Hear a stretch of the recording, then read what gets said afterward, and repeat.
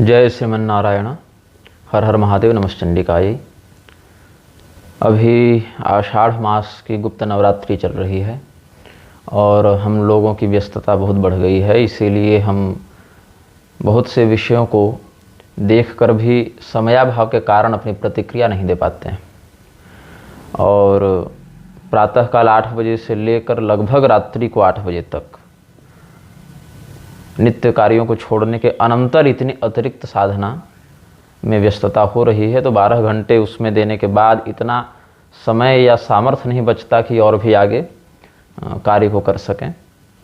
लेकिन बहुत कुछ प्रश्न लोगों के आते रहते हैं, तो हमने सोचा कि बहुत से विषय जो हमारे पास आए हैं उन विषयों से संबंधित एक वक्तव्य को निर्गत किया जाए। यद्यपि शरीर बहुत ज़्यादा थक गया है, लेकिन फिर भी जो अभिव्यक्ति हमें करनी है जितने अंश में वो हम करेंगे।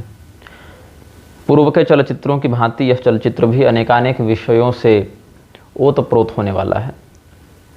एक बात मैं पहले स्पष्ट कर दूं कि बहुत से लोग फ़ोन पर संदेश पर प्रश्न भेजते हैं, पूछते हैं, और मुझे अपने हैं जब तक और अपने हैं लेखन से समय नहीं मिल पाता, तो मैं अकेला व्यक्ति कितने लोगों को समय दे पाऊँगा। तो कुछ लोग भड़क जाते हैं और कुछ लोग तो कमेंट में भी अपने क्रोध को व्यक्त करने लगते हैं कि अगर आपके पास हमारे लिए 2 मिनट समय नहीं है तो हम भी क्यों आपके 1-1 घंटे 2-2 घंटे के वीडियो देखें। तो भैया मेरे आप मत देखिए, मैंने तो कोई कहा नहीं कि आपको मेरे वीडियो देखने ही हैं, अनिवार्य है देखना, नहीं तो आप नरक चले जाएंगे। अथवा आपसे हम कोई कह रहे हो कि मेरे वीडियो को वही देख सकता है जो हमें धन देगा, ऐसा भी हमने नहीं कहा कि तुम पहले पैसा दो तब मेरे वीडियो देखो, या तब कॉल करो जब कूपन कटा लो, इतने का रिचार्ज करा लो, ऐसा तो नहीं है ना। तो आप अपनी सुविधा के अनुसार व्यवहार करने के लिए स्वतंत्र हैं, और मेरे पास जितना समय रहेगा और जितना संसाधन रहेगा उसके अनुसार से हम अपनी प्रतिक्रिया देने के लिए स्वतंत्र हैं। तो बहुत से लोग जो प्रश्न करते रहते हैं उनमें एक बहुत बड़ा वर्ग ऐसे लोगों का है जो अन्य धर्माधिकारियों के शिष्य हैं। बहुत से लोग जो पूरी पीठ के शंकराचार्य जी के शिष्य हैं, बहुत से लोग जो स्वामी विद्याभास्कर जी के शिष्य हैं, स्वामी राघवाचार्य जी के शिष्य हैं, या कुछ गौड़ीय साधक हैं, या कुछ राधा वल्लभीय साधक हैं, कुछ रामानंद संप्रदाय के भी लोग हैं। तो मेरे पास प्रश्न पूछते हैं और मैं पहले ये बात पूछता हूँ उनसे कि क्या इस प्रकार का प्रश्न आपने अपने गुरुजनों से पहले किया है। क्योंकि देखिए, मेरा तो यह पक्ष है कि आप जिन गुरु से जुड़े हुए हैं, जिनसे दीक्षित हैं, या जिनकी कृपा आप पर है किसी भी संप्रदाय के अंतर्गत, आप पहले उनसे इस विषय की चर्चा कर लीजिए।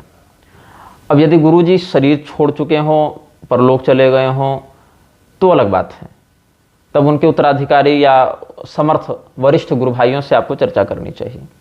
अथवा यदि गुरु जी समर्थ हैं, स्वस्थ हैं, धरातल पर विद्यमान हैं और उन्होंने आपको मेरे पास भेजा है, तब आप हमसे प्रश्न कर सकते हैं, ये एक पद्धति हुई।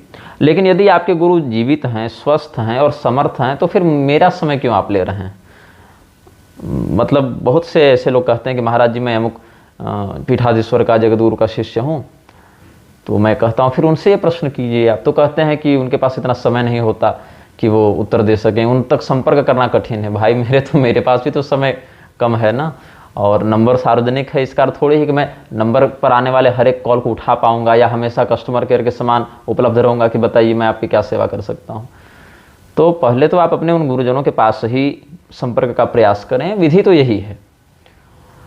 और फिर भी अगर वहां उत्तर से आप संतुष्ट नहीं होते हैं या असफल होते हैं संपर्क करने में, या और कोई बात हो जाती है, या उनके द्वारा आपको मेरे पास भेजा जाता है, तो फिर उस पर हम प्रश्न की गंभीरता के आधार पर, आपकी समझ की योग्यता के आधार पर समय देखते हैं कितना निकल पाएगा।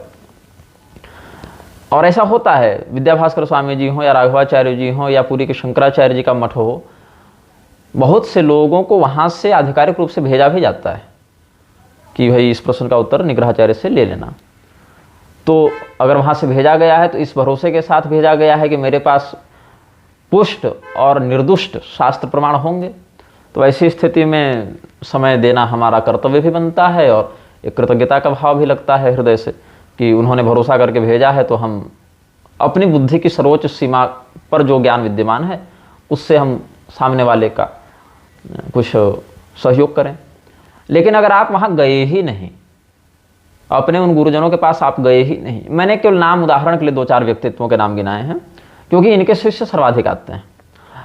ऐसे बहुत से और भी लोग हैं जिनके शिष्य आते हैं, आते मतलब भौतिक रूप से नहीं, संपर्क करते हैं फ़ोन इत्यादि के माध्यम से। तो उस स्थिति में मेरा यही कहना होता है कि आप पहले अपने उन गुरुजनों के पास जाएं, या न जा सकें तो किसी माध्यम से संवाद करें और वहीं से अपने इस प्रश्न का संप्रदायोक्त अर्थ प्राप्त करें। अगर वहाँ पर आपको अर्थ संतुष्टि नहीं होती है या गुरुजी बताने से मना कर देते हैं आपको अनधिकारी जानकर, तो अपनी योग्यता बढ़ाएं।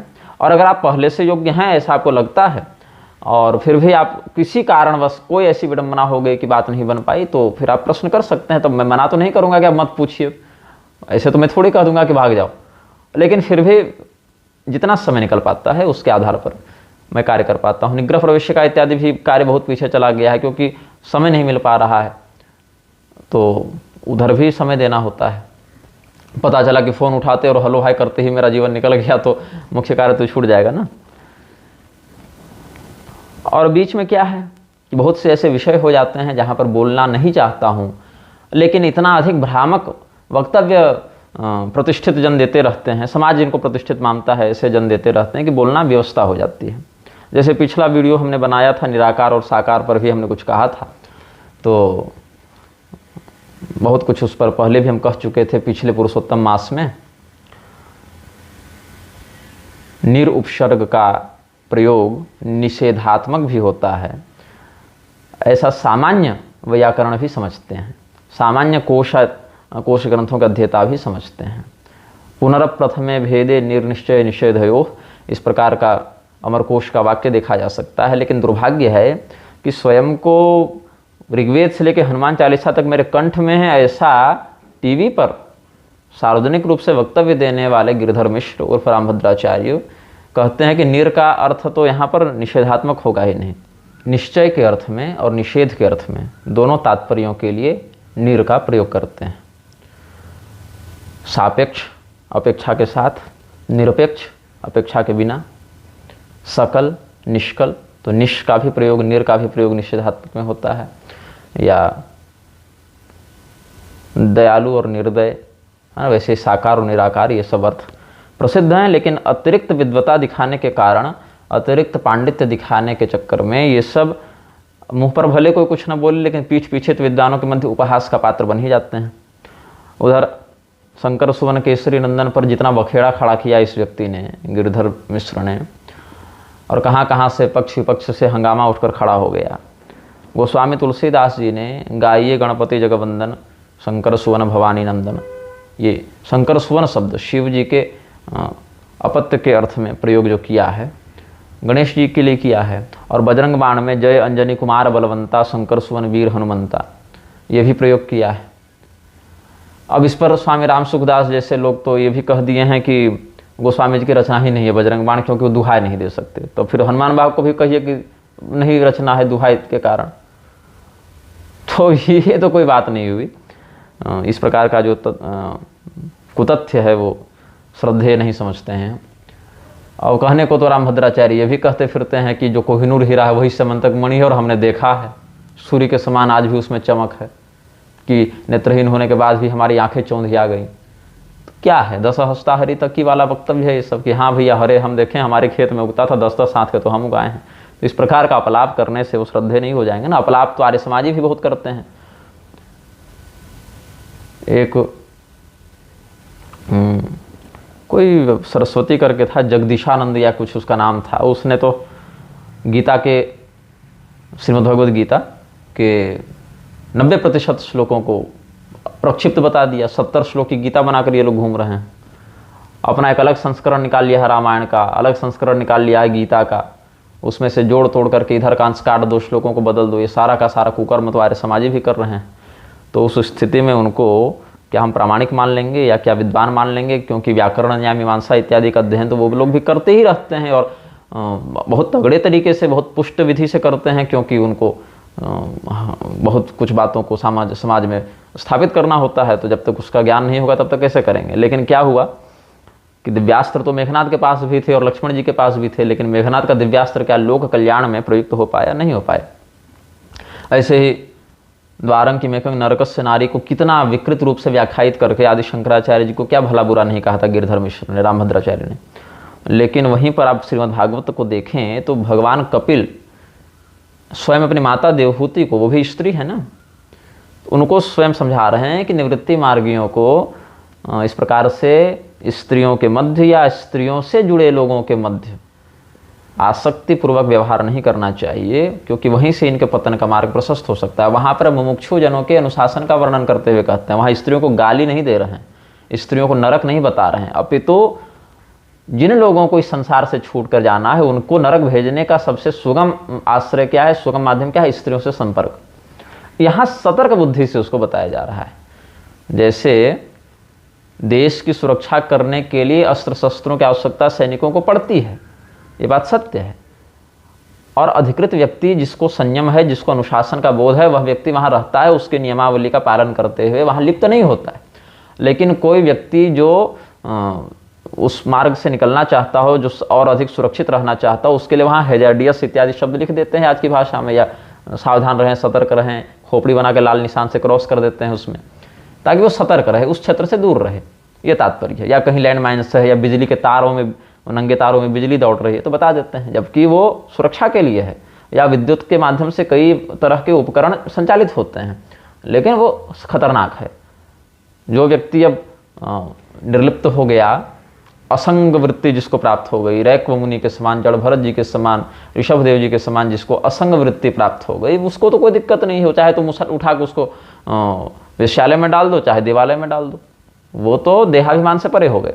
लेकिन जो मुमुक्षु जन हैं, जो चाहते हैं कि मुझे निकलना है, अभी निकले नहीं हैं, जो जिनको बोध है कि निकलना है लेकिन प्रयत्नशील हैं, ऐसे प्रयत्नशील जनों को स्त्रियों से दूर रहना चाहिए। इसीलिए भगवान कपिल देव ने स्वयं अपनी माता देवहूति को स्पष्ट कहा है, वदंति या नरय द्वारमस्य, स्त्रियों को इसलिए नरक का द्वार बताया, सबके लिए नहीं, या स्त्रियों को नरक नहीं कह रहे हैं, अपितु जो लोग संसार से निकलना चाहते हैं उनके लिए स्त्रियां नरक का द्वार हो सकती हैं, इसलिए वहां से बचें।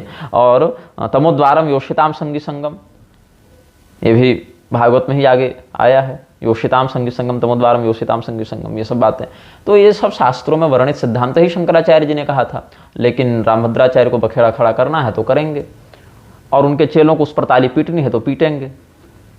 शिशुपाल को भी भगवान ने बहुत अवसर दिए, राजसूय यज्ञ में भी उसके शत अपराधों को क्षमा किया है, और समयानुसार फिर उसका निग्रह भी किया है, उसको अनुशासित भी किया, दंडित भी किया। तो भगवान ऐसा नहीं कि अभी तुरंत दंड देंगे, अपितु पूर्व संचित पुण्य के क्षीण होने पर व्यक्ति का पाप जब हावी हो जाता है तो स्वयं उसके लिए प्रकृति एक दंड विधान को निर्गत कर देती है। बाकी थेथरई तो रामपाल भी अनुत्तम शब्द को लेकर करता ही रहता है, वैसे निराकार इत्यादि शब्दों को लेकर गिरधर मिश्र थेथरई करते रहते हैं। अब बहुत बार ऐसी शास्त्रीय बातें होती हैं जिसको सीधे सीधे श्लोक से या श्लोक के सामान्यार्थ से पकड़ा नहीं जा सकता है। जैसे श्रीमद् भागवत महापुराण का भूगोल प्रकरण आप देखेंगे तो आधुनिक यांत्रिक साइंस जो है उसकी गणना में, तुलना में उसमें भेद मिल जाता है। और ये सब बातें भी राजा परीक्षित ने भागवत में ही पूछी हैं कि आप जिस प्रकार से सूर्य आदि की गति बताते हैं, ग्रह इत्यादि की गति बताते हैं, वैसा देखने में क्यों नहीं आता है। तो वहाँ कुलाल चक्र का दृष्टांत दिया है कि ये कुम्हार जो है वो अपना चक्का चला रहा है, उस चक्के पर एक चींटी बैठी हुई है। तो चींटी की दो गतियां होती हैं, एक गति जिससे चींटी प्राकृतिक रूप से चलती है, और दूसरी गति जो चक्के के सापेक्ष चींटी के युक्त हो जाने से बन रही है। जैसे पृथ्वी जिस गति से भ्रमण कर रही है वो गति से आप भी भ्रमण कर रहे हैं, चूँकि आप पृथ्वी पर स्थित हैं, लेकिन उस गति का आपको वहाँ पर रहते हुए बोध नहीं होता है, उस स्थिति का आप वहाँ रहते बोध नहीं कर पाते। वैसे ही कुलाल चक्र पर स्थित पिपीलिका जो है, कुम्हार के चक्के पर बैठी चींटी वहाँ अगर चलेगी तो उसकी एक अलग गति होगी, और उसके साथ साथ कुम्हार के चक्के में जो तीव्रता है वो भी संयुक्त हो जाएगी वो गति। तो दोनों बातें भिन्न हैं, लेकिन दोनों की स्थापना उस चींटी में हो सकती है। तो ये सब बातें बताई हैं सुखदेव जी ने कि जिस प्रकार से तो हम पृथ्वी पर रहते हुए आकाश में ग्रहों की स्थिति देखते हैं, और ब्रह्मांडीय दृष्टिकोण से जो देखेंगे हम, मेरु इत्यादि की जो ब्रह्मांडीय स्थिति है, भूलोकगत स्थिति नहीं, वहाँ से जो अनुभव करेंगे वो सब में भेद हो जाता है, भिन्नता हो जाती है। ध्रुव इत्यादि की जो अविचला स्थिति है वहाँ से हम अध्ययन करेंगे तो वहाँ एक अलग दृष्टिकोण बनेगा, अलग गणना होगी। तो शास्त्रों के छोटे छोटे श्लोकों में भी बहुत बड़ी बड़ी शंकाओं का शमन आचार्यों ने किया है। और उसको ऐसे पढ़ लेने से, पारायण कर लेने से, अनुवाद देख लेने मात्र से शंका का समाधान नहीं हो जाता। उसके लिए कई बार तो मतलब हम लोग तो अपने पूर्वाचार्यों की तुलना में कुछ नहीं हैं, फिर भी सामाजिक दृष्टि से अगर विद्वानों की गणना हमारी किसी भी श्रेणी में हो सकती होगी, फिर भी हम यह अनुभव करते हैं कि ऐसे ग्रंथ जिनको हमने 50 बार पढ़ा है, आर्ष ग्रंथ, काव्य नहीं, मतलब लोक काव्य नहीं, आर्ष ग्रंथ, भागवत महापुराण या भगवत गीता ही देख लीजिए। श्रीमद् भगवत गीता के तो हमने सैकड़ों पारायण किए हैं, सैकड़ों बार व्याख्यान किया है, 25-30 मान्य टीकाएँ पढ़ी ही हैं उस पर, और बचपन से श्रीमद् भगवत गीता की कृपा हम पर रही है।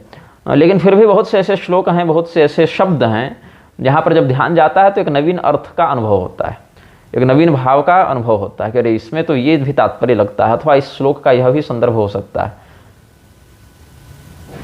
तो जिन ग्रंथों में दृढ़ता है, जिनका बार बार अभ्यास किया गया है, जिनका अनुशीलन किया गया है, उनमें भी जब इस प्रकार का जो चमत्कार है वो देखने को मिलता है, तब तो शब्द ब्रह्म अनंत राशि में विद्यमान है ना, तो वहाँ क्यों नहीं होगा।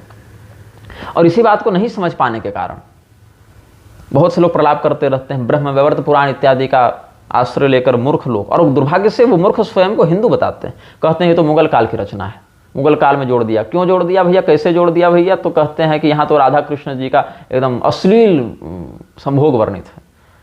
अब बात ऐसी है कि तुम्हारी दृष्टि में वह अश्लील है, लेकिन क्या शास्त्रकारों की दृष्टि में भी अश्लील है? और अगर शास्त्रकारों की दृष्टि में भी वह प्रक्रिया अश्लील है तो उसको लिखा क्यों? तब कह देंगे शास्त्रकारों ने नहीं लिखा है, तो विधर्मियों ने जोड़ दिया। अच्छा, जोड़ दिया, तब उस समय हमारे पूर्वाचार्य क्या कर रहे थे? वो हमारे पूर्वाचार्यों को खड़े होकर यह कहना चाहिए था ना कि ये सब अंश जो है वो इस धूर्त ने यहाँ पर प्रक्षिप्त किया है, इसलिए इसका निराकरण करके हम इस विशुद्ध ग्रंथ का प्रामाण्य स्वीकार करते हैं। मतलब इतने पूर्वाचार्य मूर्ख थे क्या हमारे कि किसी मुगल ने जुड़वा दिया और सारे लोग उसी का पाठ करने लगे और प्रवचन करने लगे और उसी के आधार पर व्याख्यान करने लगे? ऐसा है क्या? और कहीं एक प्रति में ना जोड़ तोड़ किया होगा कि सारे गुरुकुलों की सारी प्रतियों में ही उसने ये प्रक्षेप डाल दिया। और अगर ब्रह्मवैवर्त पुराण आदि ही उस समय लिखे गए तो फिर अन्य जो पुराण जिनको तुम ब्रह्मवैवर्त से पहले का मानते हो, यहाँ तक कि चाणक्य इत्यादि आचार्यों ने भी 18 पुराणों का वर्णन तो किया ही है, उनकी चर्चा की है। तो या बहुत से ऐसे पुराण जैसे विष्णु पुराण आदि का संदर्भ या कुर्म पुराण आदि का संदर्भ तो पूर्वाचार्यों ने, शंकराचार्य जी ने और रामानुजाचार्य जी इत्यादि ने दिया ही है, पद्म पुराण इत्यादि का दिया है, विष्णु पुराण इत्यादि का। तो क्या उन पुराणों में जो अष्टादश पुराणों की सूची है वहाँ पर ब्रह्मवैवर्त का नाम नहीं मिलता क्या? उसकी श्लोक संख्या का, विषय सूची का, नारद पुराण में आप देख लीजिए ना, 18 पुराणों का नाम, उनका प्राधान्य प्रतिपादित विषय सब वर्णित है। तो शास्त्र जो लिखते थे ऐसे ऋषि महर्षि जिस प्रज्ञा का प्रयोग करके शास्त्रों का लेखन करते थे, ये नहीं कि मोबाइल उठाए और PDF देख देख के शास्त्र पढ़ लिए, वो नहीं, न्यास करके विधिपूर्वक आचमन प्रतिष्ठा न्यास पवित्र धारण करके उन ग्रंथों का लेखन किया जाता था, स्वाध्याय किया जाता था। और उस समय उनका जो प्राज्ञिक स्तर था, जो उनकी चेतना थी, जो उनकी जितेंद्रियता थी, वो इस स्तर पर थे कि वो फिर संपूर्ण विश्व को ब्रह्ममय समझकर, शिव शक्तिमय समझकर लिखते थे। और उन घटनाओं का बोध भगवान उनको इसीलिए कराते थे क्योंकि ये निर्विकार महात्मा है, ऐसा भगवान जानते थे। विकारग्रस्त मोहित जनों के लिए तो भगवान की लीला है ही नहीं। जो लोग ब्रह्मवैवर्त पुराण को पढ़कर प्रक्षिप्त बताते हैं और अश्लील बताते हैं, उन लोगों के लिए ब्रह्मवैवर्त पुराण लिखा ही नहीं गया। ये सब शास्त्रीय ग्रंथ तो निर्विकार लोगों के लिए लिखे गए, और अगर निर्विकार नहीं भी है व्यक्ति तो कम से कम इतना तो उसमें भाव होना चाहिए, इतनी श्रद्धा भक्ति होनी चाहिए कि ऐसे व्यामोहित करने वाले प्रसंगों को पढ़कर भी उसका चित्त उतना विकृत नहीं हो, और अगर कहीं हो भी तो सदगुरु के मुख से उसका समाधान कर ले। तो जिन आचार्यों ने, ऋषियों ने उन ग्रंथों को लिखा, अपने शिष्यों को पढ़ाया, वो इस स्तर पर थे कि उसको समझ सकें, पढ़ सकें। मैंने पहले भी उदाहरण दिया था। तो सुप्रीम कोर्ट के एक अधिवक्ता भड़क गए थे, स्वामी विद्याभास्कर जी को फोन करके उन्होंने कहा कि निग्रहाचार्य तो आजकल अपने वक्तों में अश्लील बातें बोलने लगे हैं। बातें अश्लील नहीं है बंधु, बातें हैं कि अगर ग्रंथों में लिखे उन विषयों पर आप आक्षेप करेंगे और हमें समाधान देना होगा तो उन विषयों का तो प्रयोग करना पड़ेगा ना। 6 साल के बच्चे को अगर जीव विज्ञान में यह बताया जाए कि तुम्हारी उत्पत्ति तो तुम्हारे माता पिता के संभोग से हुई है भैया, और उसमें यह प्रक्रिया है, तो वास्तविक बात है कि उस समय उसकी प्रज्ञा उस स्तर पर नहीं है कि उस बात को यथारूप ग्रहण कर सके। उसमें बेचैनी होगी, व्यग्रता आएगी या घृणा आएगी या और भी 10 तरीके के विकार हो सकते हैं। लेकिन वही 25-30 वर्ष का बच्चा हो जाए तो बताना भी नहीं पड़ता कि क्या व्यवस्था है। तो ऐसे भगवान की ये सब रहस्य लीलाएं जो हैं वो जिस रूप में याथात्म्य भाव से जो प्रयुक्त हुए हैं, वो ऋषियों ने देखा, समझा, सुना, निर्विकार रूप से ग्रहण किया, यथावत लेखन किया, शिष्यों को बताया, तुम्हारे लिए नहीं बताया। इसीलिए जो दोष दृष्टि रखता है भगवत लीला कथा में, सतकथा निंदका नाम में जिनकी गणना होती है, ऐसे लोग भगवत कथा को सुनने के अधिकारी नहीं है। यह भी उन्हीं शास्त्रों में वर्णित है, क्योंकि सुनेंगे तो व्यामोहित तो होंगे। प्रवरा अवराश्चेति श्रोतारो द्विविधा मता। श्रीमद् भागवत महापुराण का जो स्कंद पुराणोक्त वैष्णव खंडोक्त जो महात्म्य है, जिस पर हम बारंबार प्रवचन करते रहे हैं, कुछ दिनों में वो प्रवचन पुनः भरतपुर में मेरी जो कथा हुई बयाना में, वहाँ से जो हमने कुछ रिकॉर्डिंग करवाई है वो उपलब्ध करवा दी जाएगी आप लोगों को। तो श्रोता के रूप में अगर वो बैठ भी जाए तो उसको अवर श्रोता कहते हैं, उत्तम श्रोता नहीं कहते, निम्न कोटि का श्रोता कहते हैं। भेरुंड, ब्रिक इत्यादि श्रोताओं के अधम कोटि होते हैं। ऐसे ही कोटि में इन अश्रद्धालुओं की गणना होती है। तो अन्यान्य पुराणों में भी ब्रह्म वैवर्तादि का नाम मिलता है, उनका संदर्भ मिलता है, उनके प्रतिपाद्य विषयों का वर्णन मिलता है। और ये सब विषय उन्हीं लोगों के लिए हैं जो निर्विकार हैं, निर्मल हृदय के हैं और भगवत कथा को उसी दिव्य स्तर पर जाकर समझने का प्रयास करते हैं। जन्म कर्म चमे दिव्यम एवं यो वेत्ति तत्वतः त्यक्त्वा देहम पुनर्जन्म नयति मामेति सोऽर्जुन। ऐसी दिव्य योग्यता जिस श्रोता में हो या वक्ता में हो, वही व्यक्ति इस कथा को कहे या सुने। अब एक वृंदावन का कोई मनुष्य था, उसने तो किसी बालिका के प्रश्न के उत्तर में कह दिया कि हम पुराणों से इन अंश को हटवा देंगे। वाह जी पावर आदमी, ये हटवाएंगे। स्वयं समझ में आ नहीं रहा है, अभी स्वयं ठीक से विद्यार्थी नहीं बने हैं, बैठ गए हैं व्यास गद्दी पर और दावा क्या है कि हटवा देंगे। जैसे बपोती पुराण थे इनके घर में धरे हुए, और कुछ लोग ऐसे हैं जो इन कथाओं को प्रक्षिप्त बताते हैं, कुछ लोग ऐसे हैं जो इन कथाओं में अश्रद्धा व्यक्त करते हैं, कुछ लोग ऐसे हैं जिनके पास उत्तर नहीं होता तो कह देते हैं कि गड़बड़ तो हुई है, लेकिन ऐसा नहीं करना चाहिए था, ऋषियों को लिखना ही नहीं चाहिए था ये सब विषय। अस्तु, हम इन विषयों को सर्वथा निर्विकार, निर्दुष्ट, निर्मल मानते हैं और उसी भाव से ग्रहण करने का जो अधिकार रखते हैं, ऐसे ही लोगों के समक्ष इन रहस्य कथाओं का व्याख्यान करना चाहिए। यही कारण है कि पहले सीधे सीधे ये नहीं कि महाराज जी कथा करवानी है तो कथा कर दिए, या कुछ नहीं मिला तो मंच पर बैठकर कथा करने लग गए।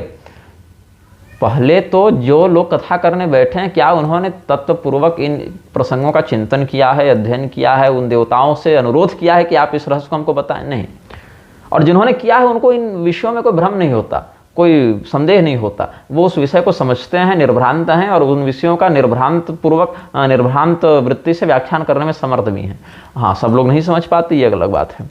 तो भगवान शिव के बहुत से चरित्र, जैसे उनके द्वारा स्वयं के लिंग का उच्छेद करके फेंक देना, जो दारुक वन में गए हैं, ये सब कथाएं जो शिव पुराण आदि में भी वर्णित हैं और वरुण पुराण में भी वर्णित हैं, ब्रह्मांड पुराण में भी वर्णित हैं। तो ये सब कथाओं के पीछे जो रहस्य है या जो तात्पर्य है देवताओं का, उसको मनुष्य नहीं समझता है तो प्रलाप करता है, देवत चरित्रों का भी विखंडन करने बैठ जाता है। भगवान कृष्ण के बहुत से चरित्र हैं, गोपी वस्त्रापहार प्रकरण है या रासलीला प्रकरण है, भगवान श्री रामचंद्र जी के सीता त्याग इत्यादि विषयों पर, शंभु वधादि प्रकरणों पर, भगवान शिव के स्वलिंग छेदन इत्यादि प्रसंग पर, अन्यान्य प्रसंगों पर, देवराजेंद्र के अहल्यागमन इत्यादि के प्रसंगों पर जो लोग देवनिंदा करते हैं, ऐसे लोग उन लीलाओं के पीछे के कारण और उस कारण से उत्पन्न होने वाले परिणाम से अनभिज्ञ हैं, ऐसा हम समझते हैं। तो जब तक वो निर्मल बुद्धि हृदय में व्याप्त नहीं हो रही है, तब तक उन कथाओं से आप दूर रहें, क्योंकि आप अधिकारी नहीं हैं। आप वहाँ जाकर उन कथाओं की मर्यादा को समझे बिना कुछ भी प्रलाप करके उन कथाओं की ही हनन का उत्तरदायी बनेंगे, तो इससे बचें। और अगर यही काम करना है, गाली ही देनी है, तो फिर स्वयं को हिंदू क्यों कहना? खतना करवा लो, क्रॉस लटका लो, कम से कम ये तो कहने को होगा कि हाँ भैया तुम मिलक्ष हो, तो मिलक्ष तो देवताओं की निंदा करेगा ही, ये तो कहने को होगा। लेकिन स्वयं को हिंदू बताने के बाद भी तुम इस प्रकार से शास्त्रीय चित्रणों पर आक्षेप करोगे। और कोई ऐसा नहीं कह रहा हो कि तुम पहली बार कर रहे हो। राजा चित्रकेतु का प्रसंग, जो शूरसेन देश के राजा थे, अंगिरा मुनि, नारद मुनि की कृपा उन पर बड़ी थी और महापुरुष विद्या का प्रयोग करके 7 रात्रि में ही उन्होंने भगवान संकर्षण का साक्षात्कार करके विद्याधर नामक देव पद को प्राप्त किया था। वही बाद में वृत्रासुर बने थे। तो ऐसे जिनको भगवान का साक्षात्कार हो गया, इतना होने के बाद जो इसी शरीर से विद्याधर संज्ञक देवता बन गए, वो भी भगवान शिव और भगवती पार्वती को आपस में कुछ निकट अवस्था में देखकर मोहित हो गए और भगवान शिव को भला बुरा कहने लगे। इसी के परिणाम स्वरूप उनको राक्षस योनि में जाना पड़ा था।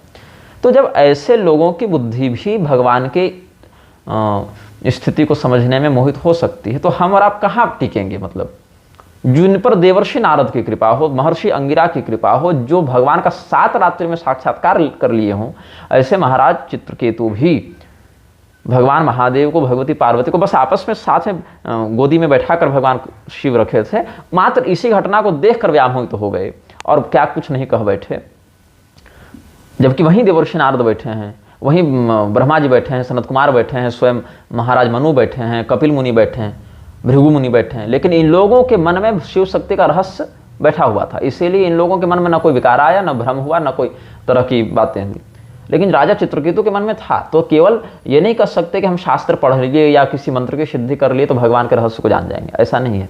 जब तक वो स्वयं सोई जानत देह देत जनाई, भगवान जिसको बताना चाहते हैं वही जान पाता है, और वही जो जान पाता है वही उस प्रसंग में निर्विकार रहता है। अब इस्कॉन का कोई व्यक्ति था, वो कह रहा था कि शंकराचार्य कहते हैं जगन मिथ्या, और इसीलिए जगत गुरु अपने आप को कहते हैं, तो उनका जगत गुरु भी मिथ्या। इस पर पूरी शंकराचार्य ने बड़ा सुंदर उत्तर दिया था, उनके चैनल पर होगा, देख लीजिएगा। और लेकिन फिर कृष्ण वंदे जगत गुरु का उद्घोष यही लोग करते हैं, तो इसमें क्या कह सकते हैं। अच्छा, फिर इस पर भी बहुत विवाद होता है। गोलोक, वैकुंठ, साकेत, ये सब लोगों को नित्य माने या अनित्य माने, क्योंकि शंकराचार्य जी के मत में नाम रूप लीला धाम इत्यादि को नित्य नहीं मानते हैं, मायिक मानते हैं। संभवाम्यात्म माया के ही अंतर्गत इन सबों की परिगणना शंकराचार्य जी कर लेते हैं, लेकिन अन्य वैष्णवाचार्य आदि के मत में इनको मायिक नहीं नित्य के रूप में मानते हैं। वहाँ नित्य जीव, मुक्त जीव, बद्ध जीव, ये सब की बातें हैं, और इस प्रकार के भेद शंकराचार्य जी के मत में नहीं माने गए हैं। लेकिन इस पर भी झगड़ा होता है। तो उसमें यही चिंतन बनता है कि ब्रह्म के सकल और निष्कल दोनों प्रारूप शास्त्र में वर्णित हैं। गोलोक के लिए एक स्वरूप धारण करना पड़ेगा, एक महल होगा, एक स्थान होगा, एक घर होगा, बाग बगीचे उपवन वर्णित हैं कि नहीं। गोलोक में, साकेत में, वैकुंठ में, इन दिव्य लोकों में या कैलाश आदि में, मणिपुर द्वीप आदि में भी, जहाँ पर एक सगुण साकार स्वरूप का वर्णन किया गया है, जहाँ पर भगवान का एक स्वरूप ऐसा है जिसके हाथ पैर आँख मुँह इत्यादि हैं, एक आकृति है, साकृति ब्रह्म जहाँ विद्यमान है, वहाँ पर रहने के लिए एक अधिष्ठान होता है, एक निवास होता है, उनका एक नाम निश्चित संज्ञा उनकी होती है, उनकी एक शक्ति होती है, और उनका उद्यान होता है, परिकर होते हैं, पार्षद होते हैं, पूरा प्रबंध होता है। उस स्थिति में यदि वो कलातीत हो जाएंगे, निष्कल हो जाएंगे, तो वहाँ पर उस प्रकार की संरचना स्थापित नहीं होती है। तो यह समझना चाहिए कि जो लोग सकल ब्रह्म की उपासना करते हैं उनको इस प्रकार का लोकगत मोक्ष मिलता है, और जिनको निष्कल ब्रह्म की उपासना की संसिद्धि प्राप्त है उनको निष्कल ब्रह्म के आराधना के फलस्वरूप तादात्म्य भाव के बाद उनको लोकातीत पद की प्राप्ति होती है, उस पद में उनकी स्थिति हो जाती है। तो शंकराचार्य जी ने निष्कल ब्रह्म को केंद्र में रखते हुए व्याख्यान किया है, इसीलिए उन्होंने गोलोक आदि दिव्य लोकों को मायिक बताया है, अनित्य बताया है, और सकल ब्रह्म की उपासना के परिणाम स्वरूप जो लोक मिलते हैं उसमें इनकी नित्य स्थिति देखने को मिलती है। तो अपने अपने दृष्टिकोण से दोनों बातें शास्त्र ही वर्णित करते हैं। अब इस पर एक और हाल में विवाद हुआ था, जिस पर बहुत से रामानुजी आचार्यों ने भी और कुछ तो शंकराचार्य जी के मतावलंबी लोगों ने भी हमें संदेश भेजा। कुछ ने फेसबुक पर लिखा, कुछ ने व्हाट्सएप पर मैसेज किया, कुछ ने हमारे प्रभारी जी को फ़ोन करके कहा और कि शंकर मतावलंबी कुछ लोग रामानुजाचार्य जी के विषय में अपशब्द बोल रहे हैं। तो क्षितिज सोमानी और प्रसून मिश्र इत्यादि लोगों का हमने पोस्ट पढ़ा था, लेख पढ़ा था, तो उसमें उनका यही पक्ष था कि पहले तो उनकी शब्दावली पर ही हमने आपत्ति की थी। उन्होंने सीधे सीधे आचार्यत्व का ही निषेध कर दिया था कि ऐसे लिखा उन्होंने क्षमस्वापराधम में, क्योंकि शब्दावली को मैं कोट करने जा रहा हूँ, संदर्भित करने जा रहा हूँ कि रामानुज मध्व इत्यादि तो वैष्णवाचार्य ही नहीं हैं, ये सब तो नकली वैष्णव हैं। पांचरात्र के मत में भी इनका अधिकार नहीं, इन्होंने पांचरात्र की विकृत व्याख्या की है, ये सब बातें उन्होंने कही। तो हमने आपत्ति की थी इस विषय पर, और समय नहीं था तो वीडियो नहीं बनाया, बस कमेंट में अपनी बातें कुछ कही थी। उसके बाद फिर कुछ रामानुजी लोगों ने भी शेयर इत्यादि करके अच्छा खासा झगड़ा किया उस पर। फिर एक दो दिन के बाद स्पष्टीकरण उधर से आया कि पहले हमारे मत को समझो, रामानुज ने अपने भाष्य में ऐसा लिखा और शंकराचार्य जी ने ऐसा लिखा, तो यहाँ पर ऐसी बातें टकरा रही हैं, विविध प्रकार की बातें जो सैद्धांतिक रूप से ठीक तो थी, क्योंकि ऐसा ऐसा उन ग्रंथों में प्राप्त होता है। मैं ये नहीं कह रहा हूँ कि उन ग्रंथों में संदर्भ प्राप्त नहीं होते, या ये भी नहीं कह रहा हूँ कि उन स्थानों पर ये सब उक्तियाँ प्राप्त नहीं होती, ऐसा मेरा पक्ष नहीं है। उन ग्रंथों में ये सब बातें हैं और सैद्धांतिक रूप से उन बातों पर अद्वैती आपत्ति करेगा, यहाँ तक तो ठीक है। लेकिन ये कह देना कि ये तो वैष्णवाचार्य ही नहीं हैं, तो ये थोड़ा सा विशेष आपत्तिजनक बात हो जाती है। अब फिर लोगों ने कहा कि तुम निग्रह क्यों नहीं कर रहे हो इस विषय का। अब भाई देखिए, कहने को तो लोगों ने मुझे भी बढ़ई कहा, मुसलमान भी कहा, तो क्या मैं मुसलमान हो गया या बढ़ई हो गया? तो अगर कोई रामानुजाचार्य जी को कहता है कि तुम वैष्णव ही नहीं हो, तो उससे रामानुजाचार्य जी वैष्णव ही नहीं है कहाँ से सिद्ध होता है? तो इसीलिए मैं ऐसी बातों को उद्भव के साथ ही स्वतः खंडित समझता हूँ, इसीलिए मैंने उस समय कोई बात नहीं कही थी, लेकिन कुछ इसमें बोल देता हूँ। अब होता क्या है ना, परशुराम जी भी तेजस्वी हैं और भीष्म पितामह भी तेजस्वी हैं, दोनों अखंड ब्रह्मचारी हैं। भगवत तत्व को समझने में भी दोनों का कोई तोड़ नहीं है, लेकिन दोनों जब लड़ते हैं तो आपस में एक दूसरे की क्षति नहीं करते हैं, क्षति समाज की होती है। और बीच में फिर देवर्षि नारद आते हैं, वेदव्यास जी आते हैं हस्तक्षेप करने। तो यही आजकल हो गया है। शंकराचार्य जी के अनुयायी उठेंगे, रामानुजाचार्य जी को गाली देंगे, फिर रामानुजाचार्य जी के अनुयायी उठेंगे, पद्म पुराण का श्लोक उठाकर इनको गाली देंगे, इन दोनों के मध्य मध्वाचार्य जी वाले उठेंगे, ये दोनों को गाली देंगे। फिर आजकल लोग कई बार इन विषयों को लेकर हमारे पास आते हैं कि आप कुछ बोलिए। अब क्या मैं बोलूँ? शंकराचार्य जी शिव जी के अवतार हैं, रामानुजाचार्य जी शेषनाग के अवतार हैं, मध्वाचार्य जी वायुदेव के, किंवा हनुमान जी के अवतार हैं, मरुदंश है उनमें। तो इन आचार्यों ने आपस में जो माथा पीटा है, सिद्धांत प्रतिपादन किया है, माथा पीटा है मैंने इसीलिए कहा है क्योंकि इनके चेहरे माथा ही पीट रहे हैं अपने अपने आचार्यों के नाम पर। लक्ष्य तो इनका सिद्धांत प्रतिपादन था, लेकिन उसमें भी रामानुजाचार्य जी ने आदि शंकराचार्य जी को मूर्ख कह दिया, तो मलिन बुद्धि वाला कह दिया, तो मध्वाचार्य जी ने कहा कि रजस्वला के छूने से जैसे वस्तुएं पवित्र हो जाती हैं वैसे वेद अपवित्र हो गए। ये सब बातें लिखी आपत्तिजनक हैं। देखिए, हमने कभी ये नहीं कहा कि रामानुजाचार्य जी ने आदि शंकराचार्य जी के ऊपर जो निजी आक्षेप किया है या अद्वैतियों के ऊपर जो आक्षेप किया है हम उसका समर्थन करते हैं या उस बात को श्रद्धेय मानते हैं। हमारा ये पक्ष कभी नहीं रहा है। न मध्वाचार्य जी ने जो कुछ बातें लिखी हैं शंकराचार्य जी के विरुद्ध, उसका हम सत्यापन करते हैं या हम उन बातों को श्रद्धेय मानते हैं, कभी नहीं। हमारा पक्ष यही रहा है कि मध्वाचार्य जी के संप्रदाय में, उनके मत में जो बात सैद्धांतिक रूप से प्राप्त है, उस बात को उनके संप्रदाय के अंतर्गत मान्यता है, उनके लिए वह बात प्रमाण है और उनके लिए वह प्रमाण आचरणीय भी है। एवं विध रामानुजाचार्य जी हों, वल्लभाचार्य जी हों या शंकराचार्य जी हों, इनको अपने अपने आचार्यों के माध्यम से जो ज्ञान प्राप्त हुआ है और जिन जिन दिव्यांशों से, दिव्यावदान से ये युक्त थे, उन दिव्यावदानों की संप्रदाय परंपरा में वो अर्थ मान्य है और वो अर्थ प्रतिपाद्य है। फिर इस पर कुछ लोगों ने कहा कि तब तो रामभद्राचार्य ने भी आदि शंकराचार्य जी के विरुद्ध बहुत कुछ लिखा बोला, तो आप क्यों विरोध करते हैं और रामानुजाचार्य जी का क्यों विरोध नहीं करते हैं? इसका कारण ये है, भगवान श्री कृष्ण रास रचाए, वो समर्थ थे, उसके तत्व को समझते थे, उस विधि के अधिकारी थे, उन्होंने किया। लेकिन उन्होंने किया ये सोचकर अगर हम भी वही काम करने लग जाएं तो क्या हम वह सामर्थ्य रखते हैं या क्या हम उस प्रकार से उसमें अधिकृत हैं? नहीं।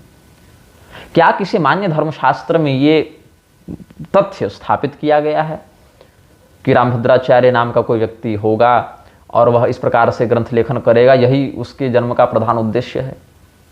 ऐसा क्या किसी मान्य वेद पुराण स्मृति तंत्र आदि में उद्घोष किया गया है? अब अपने से बनाकर कोई लिख दे तो अलग बात है, लेकिन जिसकी मान्यता सत्पुरुषों के शिष्टों के समाज में, क्या ऐसी कोई बात है? नहीं। लेकिन रामानुजाचार्य जी के विषय में, मध्वाचार्य जी के विषय में ये सब जो है मान्य प्रमाण तो प्राप्त होते हैं।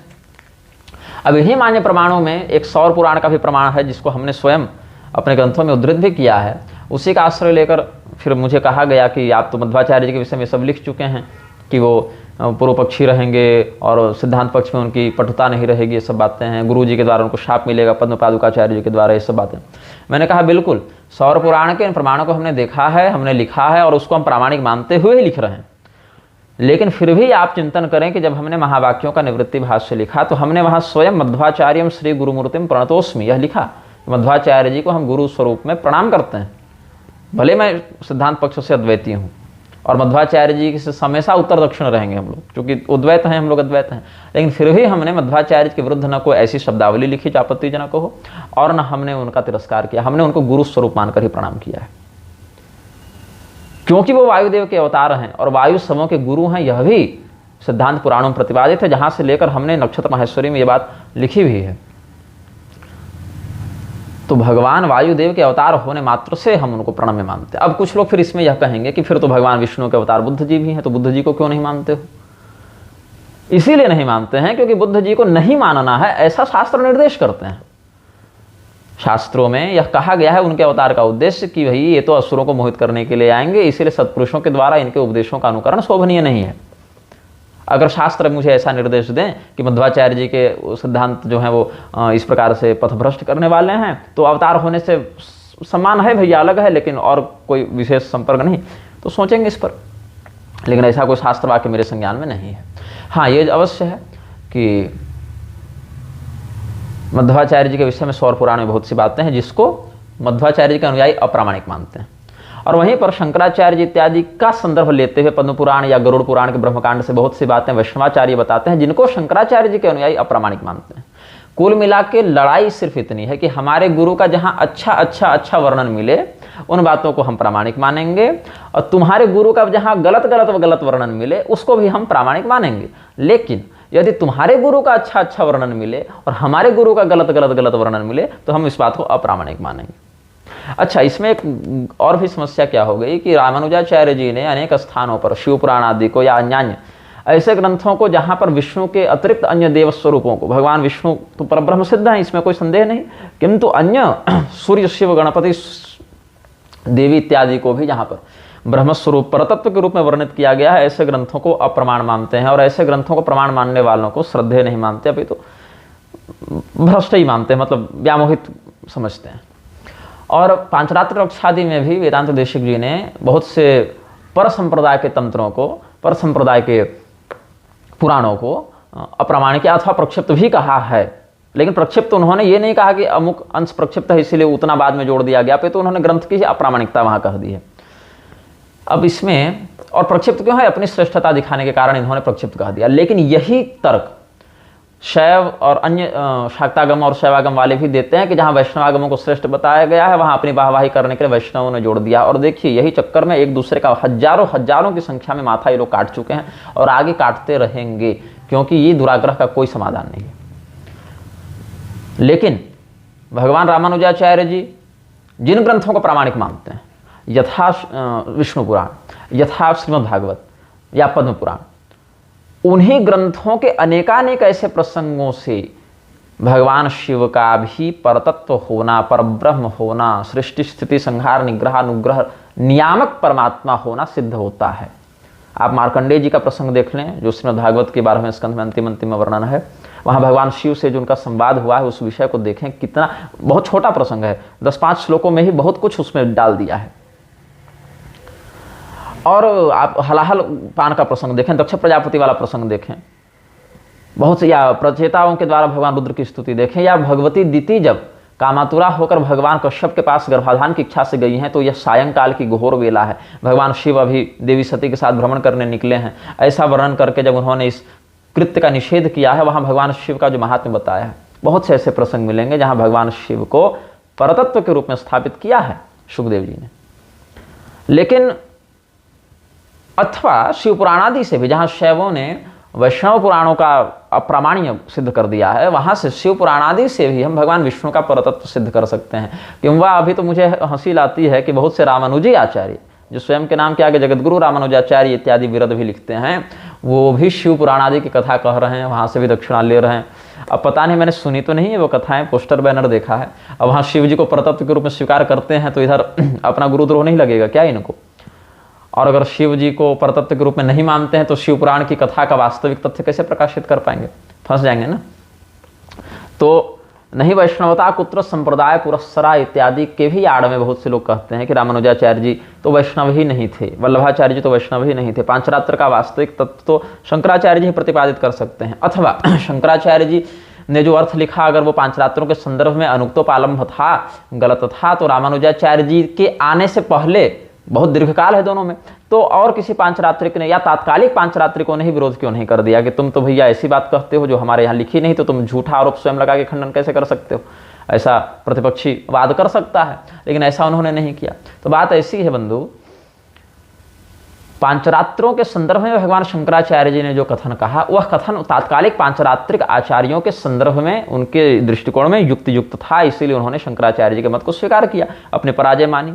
और जब रामानुजाचार्य जी के रूप में शेषनाग आते हैं तो वहां पर रामानुजाचार्य जी के आचार्यत्व का प्रोत्साहन भगवान को करना अभिष्ट था, इसीलिए वहां पर उन्होंने यह चिंतन किया कि अमुक अमुक प्रसंग में आदि शंकराचार्य जी का अर्थ गलत जा रहा है। हाँ, हो सकता है उनकी शब्दावली में, हो सकता है क्या लिखा ही है, उनकी शब्दावली में आदि शंकराचार्य जी के लिए अत्यंत कटु और कलुषित शब्दों का प्रयोग किया गया है। लेकिन आप तो शब्द की बात करते हैं यहाँ पर, मैं तो कहता हूं कि अगर दोनों देवता एक दूसरे पर दिव्यास्त्र भी चला दें तो इनको दोष नहीं लगेगा। जैसे औरंगजेब जाकर किसी शिवलिंग पर प्रहार करे, और बाणासुर वाले प्रकरण में भगवान कृष्ण ने भगवान शिव पर दिव्यास्त्रों का प्रहार किया। औरंगजेब के प्रहार की तुलना में भगवान कृष्ण के द्वारा चलाया गया दिव्यास्त्र कितना उच्च स्तरीय होगा। लक्ष्य तो शिव जी हैं ना दोनों के लिए, लेकिन फिर भी आप सपने में भी औरंगजेब के कृत्य को और भगवान कृष्ण के कृत्य को एक पक्ष में नहीं रख सकते हैं, और औरंगजेब को जो दोष लगेगा वही दोष भगवान कृष्ण को नहीं लगेगा। अभी कॉरिडोर के नाम पर जितना उत्पात कर दिया गया, अनेकानेक तीर्थों में भी उत्पात किया ही जा रहा है। वहां पर जो वाराणसी को ही देख लीजिए ना आप, वाराणसी नगरी में ही जितना उत्पात किया गया है सरकार के द्वारा विकास के नाम पर। अभी महाश्मशानेश्वर भगवान जो है वो मल युक्त सीवर के जल में डूब गए। बताइए वहां कहां से देवतत्व वास करेगा।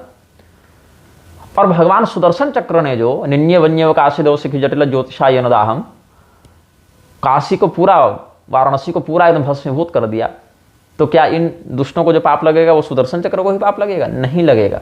वो सब दिव्य तत्व हैं, और दिव्य तत्वों के आंतरिक ऊर्जा में जो समन्वय होता है उसमें, या भगवान शिव ने ही जो भगवान सूर्य को, आप भगवान सूर्य को गाली दे दें तो दोष लगेगा। बहुत बार तो कुष्ठ इत्यादि भी प्रत्यक्ष हमने देखे हैं कि देवापमान करने वालों को लगता है। तो क्या वही सूर्य हत्या का दोष भगवान शिव को लगा? नहीं लगा। फिर भी लोक मर्यादा के लिए उन्होंने कश्यप जी के शाप को स्वीकार करके गणपति जी के वध में अपने पुत्र शोक को चरितार्थ किया, लेकिन फिर भी वो उन दोनों बातों को एक पक्ष में आप नहीं रख सकते हैं। तो आप तो यहाँ केवल कटु शब्दावली से ही भ्रमित हो गए बंधु। वहां तो मैं कहता हूं कि अगर दोनों आचार्य एक दूसरे को पीट भी डालते कदाचित, तो भी दोनों को दोष नहीं लगता, क्योंकि आप श्रीमद् भागवत उठाकर देखें, भगवान महादेव के पास शेषनाग भी हाथ जोड़कर उनको प्रणाम करते हैं, कहते हैं मैं अपने हजार मुखों से भगवान महादेव के वास्तविक महात्म्य को प्रकाशित करने में समर्थ नहीं हूं। यह स्वीकारोक्ति है शेषनाग की। और आप पंचम स्कंध, भागवत का पंचम स्कंध आप देख लें, जहां पर संकर्षण स्वरूप में जो शेषनाग स्थित हैं, जगत को अपने शीर्ष पर धारण करने वाले, उन शेषनाग की आराधना कौन करते हैं? भगवान शंकर करते हैं। तो इन दोनों बातों को हमने चिंतन किया तो हमने यही पाया है कि क्या शेषनाग को परमात्मा के तत्व का बोध नहीं था? भाष्यकर्ता मदागमे, ये भगवान श्री रामचंद्र जी ने भूसुंडी रामायण में उत्तरखंड में स्पष्ट बताया है लक्ष्मण जी को कि आप मेरे आगमों के भाष्य करता हैं। वही लक्ष्मण जी ना आए हैं रामानुजाचार्य जी के रूप में, उद्धरतुम लक्ष्मणो योगी कृत्वा श्री भाष्यम उत्तम। और इस पर एक बड़ा सुंदर प्रमाण था। जब मैं श्रीमद् भागवत का पारायण तो भी कर ही रहा था, तो मैंने वो सुरक्षित रखा है, वो चित्र लेकर। कहाँ गए वो चित्र? हाँ, भगवान नारायण ने, कृष्ण जी ने एक बड़ी सुंदर बात उद्धव जी को कही। ये श्रीमद् भागवत के अध्याय 15 से बता रहा हूं, 11वां स्कंद से। नहीं, ये नहीं, हाँ, एकादश स्कंद से ही बता रहा हूं। उद्धव गीता के अंतर्गत है ये अध्याय 15वां। तो नहीं मुझे याद है, थोड़ा देखना पड़ेगा, लेकिन देखने के लिए फिर उठना पड़ेगा थोड़ा, इसीलिए विषय बता देता हूं, आप ग्रंथ से मिला लेंगे। नैतदेवं यथार्थत्वं यदहं वच्मि तत्तथा एवं विवदताम हेतुं शक्तयो में दुरत्ययाः यासां व्यतिकरादासीद विकल्पो वदतां पदं प्राप्ते समदमेप्येति वादस्तमनुशाम्यति परस्परानुप्रवेशात् तत्त्वानां पुरुषर्षभ पौर्वापर्य प्रसंख्यानं यथा वक्तुर्विवक्षितम् एकस्मिन्नपि दृश्यन्ते प्रविष्टा नीतराणि च पूर्वस्मिन् वा परस्मिन् वा तत्त्वे तत्त्वानि सर्वशः पौर्वापर्य मतो मीशां प्रसंख्यानमभिप्सतां यथा विविक्तम यदवक्त्रम गृहिणीमो युक्ति संभवात्। उद्धव जी को जहाँ तत्व संख्यात्मक वर्णन किए हैं भगवान, ये सब तत्व का ही झगड़ा है। कितने तत्व होंगे, कौन सा क्षर है, कौन सा अक्षर है, फिर उसमें जड़ प्रकृति क्या है, मूल प्रकृति क्या है, प्रधान प्रकृति क्या है, परमात्मा क्या है, परमात्मा में भी चेतन के कितने स्तर हैं, तो उसमें भी निष्कल ब्रह्म है, फिर सकल ब्रह्म है, उसमें भी जीवात्मा है, उसमें भी अविद्योपाधिक जीव है, उसमें भी ब्रह्म ज्ञान संसिद्ध ऐसा चेतन है जो अभी ब्रह्मपद तक पहुंचा नहीं है, लेकिन अक्षर मात्र से उसको बोध हो गया है। इधर इनके मत में नित्य जीव है, मुक्त जीव है, बद्ध जीव है, बहुत सी बातें हैं, बहुत से दृष्टिकोण है, ये सब तत्व को ही लेकर है, तत्व जिज्ञासा ही है ये सब। तो भगवान नारायण भगवान कृष्ण यहाँ पर कहते हैं, जो श्लोक हमने अभी 5 श्लोक पढ़े उनका जो सामान्य सरल अर्थ है वो मैं भी पढ़ देता हूँ हिंदी में भी। जैसा तुम कहते हो वह ठीक नहीं है, जो मैं कहता हूँ वही यथार्थ है। इस पंक्ति को भगवान ने उद्धृत किया है कि नैतदेवं यथार्थत्वं यदहं वच्मि तत्तथा एवं विवदताम हेतुम शक्तयो में दुरत्यया। जैसा तुम कहते हो वह ठीक नहीं है, जो मैं कहता हूँ वही यथार्थ है। इस प्रकार जगत के कारण के संबंध में विवाद इसीलिए होता है कि मेरी शक्तियों, सत्व, रज आदि गुणों और उनकी वृत्तियों का रहस्य लोग समझ नहीं पाते, और इसीलिए वे अपनी अपनी मनोवृत्ति का ही आग्रह कर बैठते हैं। सत्व आदि गुणों के क्षोभ से ही यह विविध कल्पना रूप प्रपंच, जो वस्तु नहीं केवल नाम है, उठ खड़ा हुआ है। यही वाद विवाद करने वालों के विवाद का विषय है। जब इंद्रियां अपने वश में हो जाती हैं तथा चित्त शांत हो जाता है, तब यह प्रपंच भी निवृत्त हो जाता है, और उसके निवृत्ति के साथ ही सारे वाद विवाद भी मिट जाते हैं। पुरुष शिरोमणि उद्धव जी के लिए संबोधन है। तत्वों का एक दूसरे में अनुप्रवेश है, इसीलिए वक्ता तत्वों की जितनी संख्या बतलाना चाहता है उसके अनुसार कारण को कार्य में अथवा कार्य को कारण में मिलाकर अपनी इच्छित संख्या सिद्ध कर लेता है। ऐसा देखा जाता है कि एक ही तत्व में बहुत से दूसरे तत्वों का अंतर्भाव हो गया है। इसका कोई बंधन नहीं है कि किसका किस में अंतर्भाव हो। कभी घटपट आदि कार्य वस्तुओं का उनके जो कारणभूत मिट्टी सूत्र आदि में, या मिट्टी सूत्र आदि का घटपट आदि कार्यों में अंतर्भाव हो जाता है। इसीलिए वादी प्रतिवादियों में से जिसकी वाणी ने जिस कार्य को जिस कारण में अथवा जिस कारण को जिस कार्य में अंतर्भूत करके तत्वों की जो संख्या स्वीकार की है वह हम निश्चय ही स्वीकार करते हैं। मतलब भगवान बोले कि सब ठीक है, क्योंकि उनका वह उत्पादन युक्ति संगत ही है। और अंत में एक बात बहुत सुंदर कही भगवान ने, सर्वम न्यायम युक्तिमद्वात विदुषाम किम शोभनम, कि विद्वानों के लिए ये सारी बातें युक्तिमत ही हैं, सभी बातें साधु हैं, सही हैं, अपने अपने दृष्टिकोण से सबने ठीक बताया है। विद्वानों के लिए कोई भी अशोभनीय बात नहीं है। अब ये विदुषाम किम शोभनम का दुरुपयोग करते हुए तो दयानंद सरस्वती और रामपाल और अड़गड़ानंद और गिरधर मिश्र और भी प्रकार के प्रपंची खड़े हुए, ब्रह्मा कुमारी, गायत्री परिवार सब खड़े हो जाएंगे, लेकिन ऐसा नहीं है। विदुषाम की में शोभनम से तात्पर्य है तत्ववेत्ता लोगों के लिए, जो इस तत्व ज्ञान में निष्णात हो चुके हैं, परंपरा सिद्ध हो चुके हैं, ऐसे विद्वानों के लिए क्या अशोभनीय है। अब रामानुजाचार्य जी ने जो बातें कही हैं वो शेषनाग के अवतार हैं। शेषनाग ने ही तत्व ज्ञान का कितना सुंदर उपदेश अनेकानेक प्रकरणों में किया है। यहाँ तक कि आप श्रीमद् भागवत की परंपरा देखें तो सनत कुमार इत्यादि की परंपरा भी शेषनाग वाली आई है। भागवत महापुराण की 3 परंपराएं हमें प्राप्त हैं। एक परंपरा में कस्म ये न विभाषितो मतुलो ज्ञान प्रदीप पुरा, ये सब ना बातें, तद्रूपेण च नारदाय मुनो ये कृष्णा तद्रूपेणा, ये सब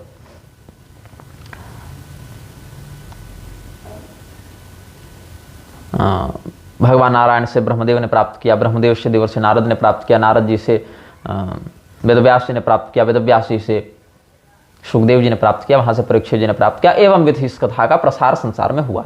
एक परंपरा ये है। दूसरी परंपरा है आनंद रामायण के अनुसार, वही परंपरा है लेकिन इसमें थोड़ा वैशिष्ट क्या है कि देवर्षि नारद और वेदव्यास जी के बीच में वाल्मीकि जी आए हैं। तो वहां पर क्या बात है कि पहले तो भगवान नारायण, फिर ब्रह्मदेव, फिर देवर्षि नारद, फिर वाल्मीकि जी, फिर वेदव्यास जी, फिर सुखदेव जी, एवं विधि परंपरा आगे बढ़ी। और एक और परंपरा है जो उद्धव जी वाली परंपरा है। वहां क्या है, वहाँ शेषनाग से सनत कुमार ने प्राप्त किया और वहाँ से फिर वो कथा आगे बढ़ी है। तो कालांतर में बृहस्पति जी और पराशर जी को मिली है, और बृहस्पति जी से उद्धव जी ने प्राप्त किया, पराशर जी से मैत्रेय जी ने प्राप्त किया। यही कारण है कि उद्धव जी और विदुर जी जब मिले हैं भगवान के जाने के बाद, तो विदुर जी ने हालचाल पूछा है तो उद्धव जी भावुक होकर रोने लगे और बोले कि आपके लिए तो भगवान बहुत बड़ी धरोहर छोड़ कर गए हैं, बहुत बड़ा ज्ञान देकर गए हैं, लेकिन हम विरह से इतने पीड़ित हैं कि बोल नहीं पाएंगे, मेरा गला रुंध जाएगा, हम रोने लग जाएंगे। तो इसीलिए आप ऐसा कीजिए, मैत्रेय जी के पास चले जाइए, वो भी इस तत्वज्ञान को बिल्कुल यथार्थ रूप से जानते हैं। चचेरे गुरु भाई थे ना, तो पराशर जी और बृहस्पति जी गुरु भाई थे, और बृहस्पति जी के शिष्य हुए उद्धव जी और पराशर जी के शिष्य हुए मैत्रेय मुनि। तो वहाँ पर जाके आप इसी ज्ञान को प्राप्त कर लें, ऐसा उद्धव जी ने आगे निर्देशित कर दिया है उनको। तो एक परंपरा ये भी है। फिर उद्धव जी से वज्रनाभ ने प्राप्त किया, और वज्रनाभ भी जो है वो भगवान श्री कृष्ण के दाहिने चरण की सेवा करने वाले पार्षद हैं। लेकिन क्या है कि वहाँ पर उस प्रकार से उनका प्रसंग बना कि जैसे अर्जुन भगवान के अत्यंत अनन्य भक्त होने के बाद भी मोहित हो गए, तो गीता ज्ञान का एक प्राकट्य हुआ निमित्त बनाकर उनको। पार्थो वत्स सुधीर भोक्ता दुग्धम गीता अमृतम महत, उसी प्रकार से वज्रनाभ को निमित्त बनाकर भागवत महापुराण का भी प्राकट्य किया गया। ये सब स्कंद पुराण वाली बातें हम अनेकों बार प्रवचन में बोल चुके हैं, और अभी हमारे कथाओं में आप सुन भी सकते हैं आगे। तो माया के कारण वो अपने मूल स्वरूप को भूल गए थे, ये सब बातें भी हैं। अब इसमें क्या है कि बहुत से लोग तो स्वयं को विद्वान कहने के बाद भी आजकल ये करने लगे हैं कि वैष्णवमसि, विष्णवित्वा उठा लेंगे वेद से और कहेंगे पूरा संसार तो वैष्णव ही है और कुछ हो ही नहीं सकता। शाक्तमसी नहीं है, शैवमसी नहीं है, वैष्णवमसी है। तो भैया वैष्णवमसी ही केवल नहीं है ना। हमारे छोटे भाई कुछ दिन पहले मिले, बोले भैया और भी बहुत कुछ है। वो तो संहिता इत्यादि का विधिपूर्वक अध्ययन किए ही हैं।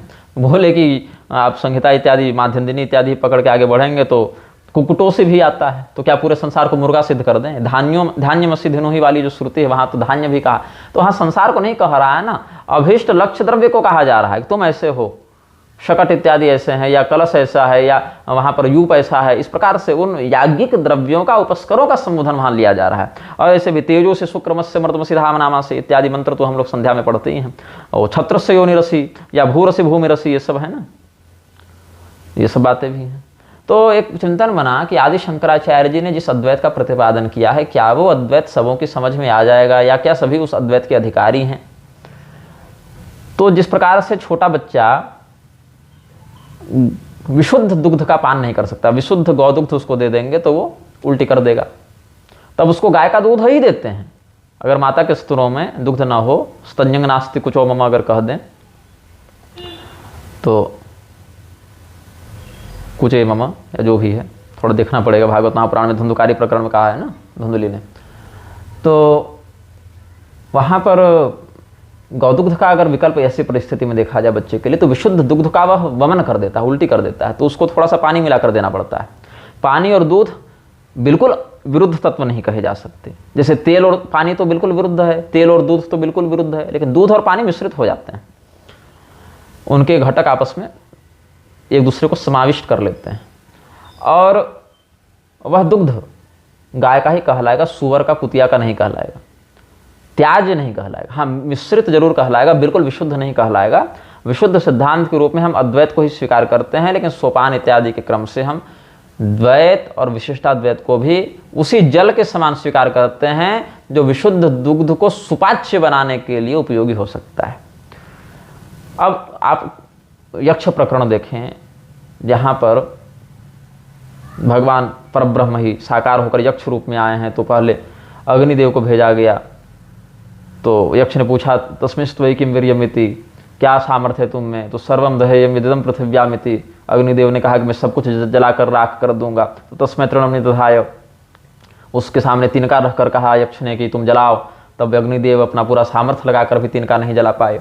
तब ऐसी स्थिति में अग्निदेव को ग्लानि हुई तो वापस आ गए। फिर वायु देवता को परीक्षण लेने भेजा गया, वो भी असफल रहे। तब इंद्र देवता गए, तो इंद्र के सामने तो संवाद भी नहीं किया परब्रह्म ने, सीधे अंतर्ध्यान हो गए। तब इंद्र बेचैन हुए हैं, तो सा ब्रह्मेति होवाचो, हैमवती उमा का दर्शन करते हुए इंद्र ने अनुभव किया कि वह बता रही कि वही परब्रह्म है।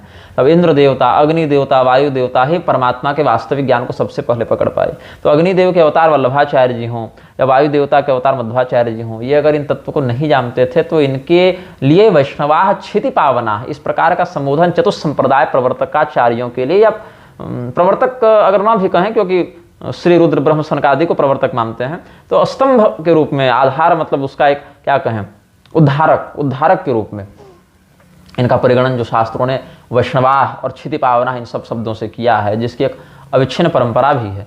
तो वहाँ पर इनको नकली कहना या कलयुग का एजेंट कहना, ये सब हम सही नहीं मानते हैं। हाँ, अगर शास्त्रों में इनका निषेध होता स्पष्ट रूप से तो हम मान लेते, लेकिन शास्त्रों में दोनों तरीके की बातें मिलती हैं। और सैद्धांतिक रूप से अद्वैती होने के बाद भी अगर मैं कभी अद्वैत इत्यादि का व्याख्यान करूंगा तो वास्तविक बात है, सिद्ध बात है, या लेखन करूंगा तो इन मतों का खंडन तो करूंगा ही। लेकिन मैं ये नहीं कहूँगा कि ये बिल्कुल वैष्णव ही नहीं है, या ये तो पतित हो गए, या ये तो क्या कहें कलयुग के एजेंट हैं, ऐसा मैं नहीं कहूँगा। और ऐसा कहने का दुस्साहस न करें भगवान की मेरी बुद्धि में कभी आए। बाकी भगवान के इन सभी अवतारों का, देवताओं के इन अवतारों का जो सिद्धांत इन संप्रदायों के अंतर्गत है, उन संप्रदायों के अंतर्गत हम उसको प्रामाणिक मानते हैं, अप्रामाणिक नहीं मानते हैं। और विदुषाम किम शोभनम की बात को वेदव्यास जी ने केवल उद्धृत नहीं किया, अभी तो आचरित भी किया। आप इस बात को देखें, जब भगवान शंकराचार्य जी आए हैं और उनका वेदव्यास जी से ही साक्षात बिल्कुल शास्त्रार्थ हुआ है। ये नहीं कि रामभद्राचार्य जैसा उठ के कह दिए कि हम तो शिव जी से 100 कोटि तक शास्त्रार्थ किए और जीत गए, ऐसी बात नहीं। भगवान शंकराचार्य जी का जब तयोर विवाद संप्राप्ते न जाने किम करो में हम वाली जो बात हुई थी कि एक तो भगवान नारायण है, भगवान शिव है, दोनों में झगड़ा हो तो भाई हम लोग जैसे व्यक्ति क्या निर्णय दें। तो भगवान शंकराचार्य जी और भगवान वेदव्यास जी के मध्य जो शास्त्रार्थ हुआ है, उसमें भगवान वेदव्यास जी ने आदि शंकराचार्य जी को वरद प्रदान किया है, आशीर्वाद दिया है कि भाई मेरे सूत्रों का आपने ही बिल्कुल विशुद्ध अर्थ समझा है, विशुद्ध तात्पर्य समझा है, और आपने बिल्कुल बिना किसी मिलावट के, बिना किसी जोड़ तोड़ के आपने उसको समझा, यथावत लिखा है। और मेरा तो यह मत है कि आदि शंकराचार्य जी के द्वारा इस भाष्य के प्रणयन के बाद, शारीरक आदि भाष्यों के लिखने के बाद अन्य आचार्यों के द्वारा भाष्य लिखने की कोई आवश्यकता नहीं थी, ये मेरा मत है। लेकिन फिर भी अपने अपने संप्रदाय में जो दार्शनिक पक्ष विद्यमान है, उन दार्शनिक पक्षों की संसिद्धि करने के लिए रामानुजाचार्य जी हो या उनके और भी परवर्ती आचार्य हो या कुछ पूर्ववर्ती आचार्यों ने भी अपना अपना लेखन तो किया है। और लेखन जब किया तो वेदव्यास जी का जो मत आदि शंकराचार्य जी के पक्ष में था, क्या वो वेदव्यास जी ने रामानुजाचार्य के विरुद्ध में कोई कथन किया? नहीं। अपितु सुनने में तो यह आया है कि शारदा शोक नाशना ऐसी उपाधि भगवती सरस्वती ने रामानुजाचार्य जी को श्रीभाष्य देखने के बाद दी है। अब देखिए, न तो मैंने आदि शंकराचार्य जी को इन चरम चक्षुओं से देखा भैया, और न रामानुजाचार्य जी को इन चरम चक्षुओं से देखा, न मध्वाचार्य जी को देखा, लेकिन उनके समवर्ती लोगों ने या उनकी अविच्छिन्न परंपरा में आने वाले आचार्यों ने जो बातें लिखी हैं, उन बातों का अध्ययन तो किया ही है, परंपरा से जानते हैं उन बातों को, और उन बातों को उस अंश में प्रामाणिक भी मानते हैं। और वेदव्यास जी ने उद्धर्तुम लक्ष्मणो योगी कृत्वा श्रीभाष्यम उत्तमम जो लिखा, तो यदि जो लोग मुझे कहते हैं कि तुम आदि शंकराचार्य के विरुद्ध ऐसी शब्दावली जो रामानुज ने प्रवृत्त की है, ऐसा जो लोग आक्षेप करते हैं, तो उसको सुनने के बाद तुम रामानुजाचार्य का विरोध नहीं करते, मतलब तुम शंकराचार्य के द्रोही हो, गुरुद्रोही हो। तो भैया तुमको तो सबसे पहले वेदव्यास जी के ऊपर आक्षेप करना चाहिए ना, अगर इतने बड़े तुम सिद्धांतिक हो, कि जब आपने आदि शंकराचार्य जी को अपने सूत्र के तात्पर्य का सर्वोत्तम वेत्ता, बिल्कुल विशुद्ध वेत्ता बताया, तो फिर रामानुजाचार्य जी के लिए आपने उत्तम श्रीभाष्य लेखक क्यों आपने शब्द प्रयोग किया? तो या तो भार्गव पुराण को आप अप्रामाणिक कह दीजिए, एक पक्ष ये बन सकता है, और यदि भार्गव पुराण को प्रामाणिक मानते हैं तो कम से कम श्रीभाष्य को उत्तम भाष्य की संज्ञा तो दी जा सकती है। और उत्तम भाष्य श्रीभाष्य को अगर मानते हैं वेदव्यास जी के कथनानुसार, तो इसका अर्थ है कि अपने अपने संप्रदाय में वेदव्यास जी ने दोनों आचार्यों के अर्थ को सही माना है। इतना ही नहीं, आप तो देखिए कि मध्वाचार्य जी तक को 8 शालग्राम शिला का आशीर्वाद किसने दिया? वेदव्यास जी ने ही दिया है। और समयानुसार जब त्रिविक्रम पंडित आए, 8 दिनों तक जो शास्त्रार्थ चला है उनका मध्वाचार्य जी से, तो उन्होंने अद्वैत का परित्याग करके द्वैत मत स्वीकार कर लिया है। और अनेकानेक ऐसे आचार्य हुए हैं, जैसे एक रामराय जी का, मुझे दक्षिण भारत के एक बहुत उद्भट विद्वान जो हयग्रीव भगवान के कृपा पात्र थे, उनका हमें परिचय दिया गया। अद्वैत विजय वैजयंती करके एक व्यक्ति हैं, आईडी उनकी इसी नाम से, उनके पोस्ट पर हमने देखा था उनके विषय में, बड़े प्रतिभावान साधक रहे। पहले वो रामानुजाचार्य जी के मतावलंबी थे, बाद में उन्होंने शंकराचार्य जी के मत को अपनाया और श्रीभाष्य का खंडन भी लिखा। अब वो प्रकाशित है कि नहीं ये तो मुझे नहीं पता, लेकिन उनके अविच्छिन्न परंपरा के श्रोत्री ब्राह्मण भी उनके कुल में हैं। बहुत पुराने भी नहीं हुए, 100-150 साल पहले हुए हैं वो, तो ऐसा भी नहीं कि कोई सुनी सुनाई बात बता रहे हैं, मतलब अपने अधिकार के अंतर्गत जितना काल बीता है उसमें से ही उनका परीक्षण किया जा सकता है। तो ऐसा मैं नहीं कहता हूं कि रामानुजाचार्य जी ने जो कह दिया उसका खंडन किसी ने किया ही नहीं या हो ही नहीं सकता है, या शंकराचार्य जी ने कह दिया उसका भी किसी ने खंडन नहीं किया या हो नहीं सकता है। अपितु आप तो यह भी देखें कि भविष्य पुराण में एक विषय ऐसा भी आता है जिसमें रामानुजाचार्य जी के द्वारा शंकराचार्य के पद पर आरूढ़ एक आचार्य का भी शास्त्रार्थ में खंडन किया गया और वो पराजित हुए हैं। तो या तो उन श्लोकों को ही आप नकली बोल दीजिए, या तो कम से कम इतना मानिए कि अलग अलग संप्रदाय की जो दार्शनिक स्थिति है उसमें उन आचार्यों ने जो ब्रह्म चिंतन किया, जो अनुसंधान किया, उस अर्थ को लिखा है। इसीलिए सर्वम न्यायम युक्तिमत्वात् विदुषाम किम शोभनम, और उसमें अपने संप्रदाय से जो हमें प्राप्त है उसका हम पालन करें और उसी से परमात्मा के संसिद्धि का प्रयास करें। बाकी माहेश्वर तंत्र आप उठाएंगे तो वहां तो द्वैत और अद्वैत दोनों को ही कह दिया है कि इन दोनों के चक्कर में पड़े रहने वाले व्यक्ति मूर्ख हैं। एक वचन तो ऐसा भी शब्द राशि अगर देखने निकले तो वो भी मिल जाएगा। हाँ, ये अवश्य है कि शंकराचार्य जी का मत, चूंकि मैं सिद्धांत सद्वैती हूँ, तो मेरे लिए सर्वोत्तम रूप से ग्राह्य है। और उन वचनों को और भी दृढ़ता से समझने के लिए हम श्रीभाष्य का, माधव भाष्य आदि का भी आश्रय लेते हैं। उनको वचनों को भी देखते हैं कि भाई इन्होंने क्या इसका अर्थ किया, इनका क्या चिंतन है। उनको हम त्याज्य नहीं मानते, उनको हम सहयोगी ही मानते हैं इस वाद विवाद की श्रृंखला में। और हम कभी ये नहीं कह सकते, अब ये लोग ये भी कह रहे हैं कि ऐसे तो अगर आज से 500 साल पहले रामभद्राचार्य हुए रहते, या कृपालु हुए रहते, या प्रेमानंद बाबा हुए रहते, तो इनको भी इन लोग अवतार घोषित कर दिए रहते। तो भावुकता में बह के और कथाओं का आश्रय लेकर, इस प्रकार की सुनी सुनाई बातों का आश्रय लेकर किसी को भी सीधे अवतार नहीं मान लेना चाहिए या अखंड नहीं मान लेना चाहिए।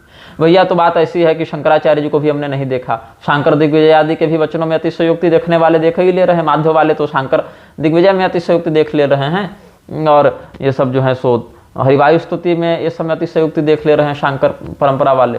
तो एक दूसरे के गुरु के विरुद्ध जब बोलेंगे तो एक दूसरे के गुरु के दिव्य चरित्र तो अतिशयोक्ति ही लगेंगे। और अतिशयोक्ति छोड़िए नहीं, यहाँ पर हिंदुओं में बहुत से स्तर हैं और हिंदुओं के अतिरिक्त में भी बहुत से स्तर हैं।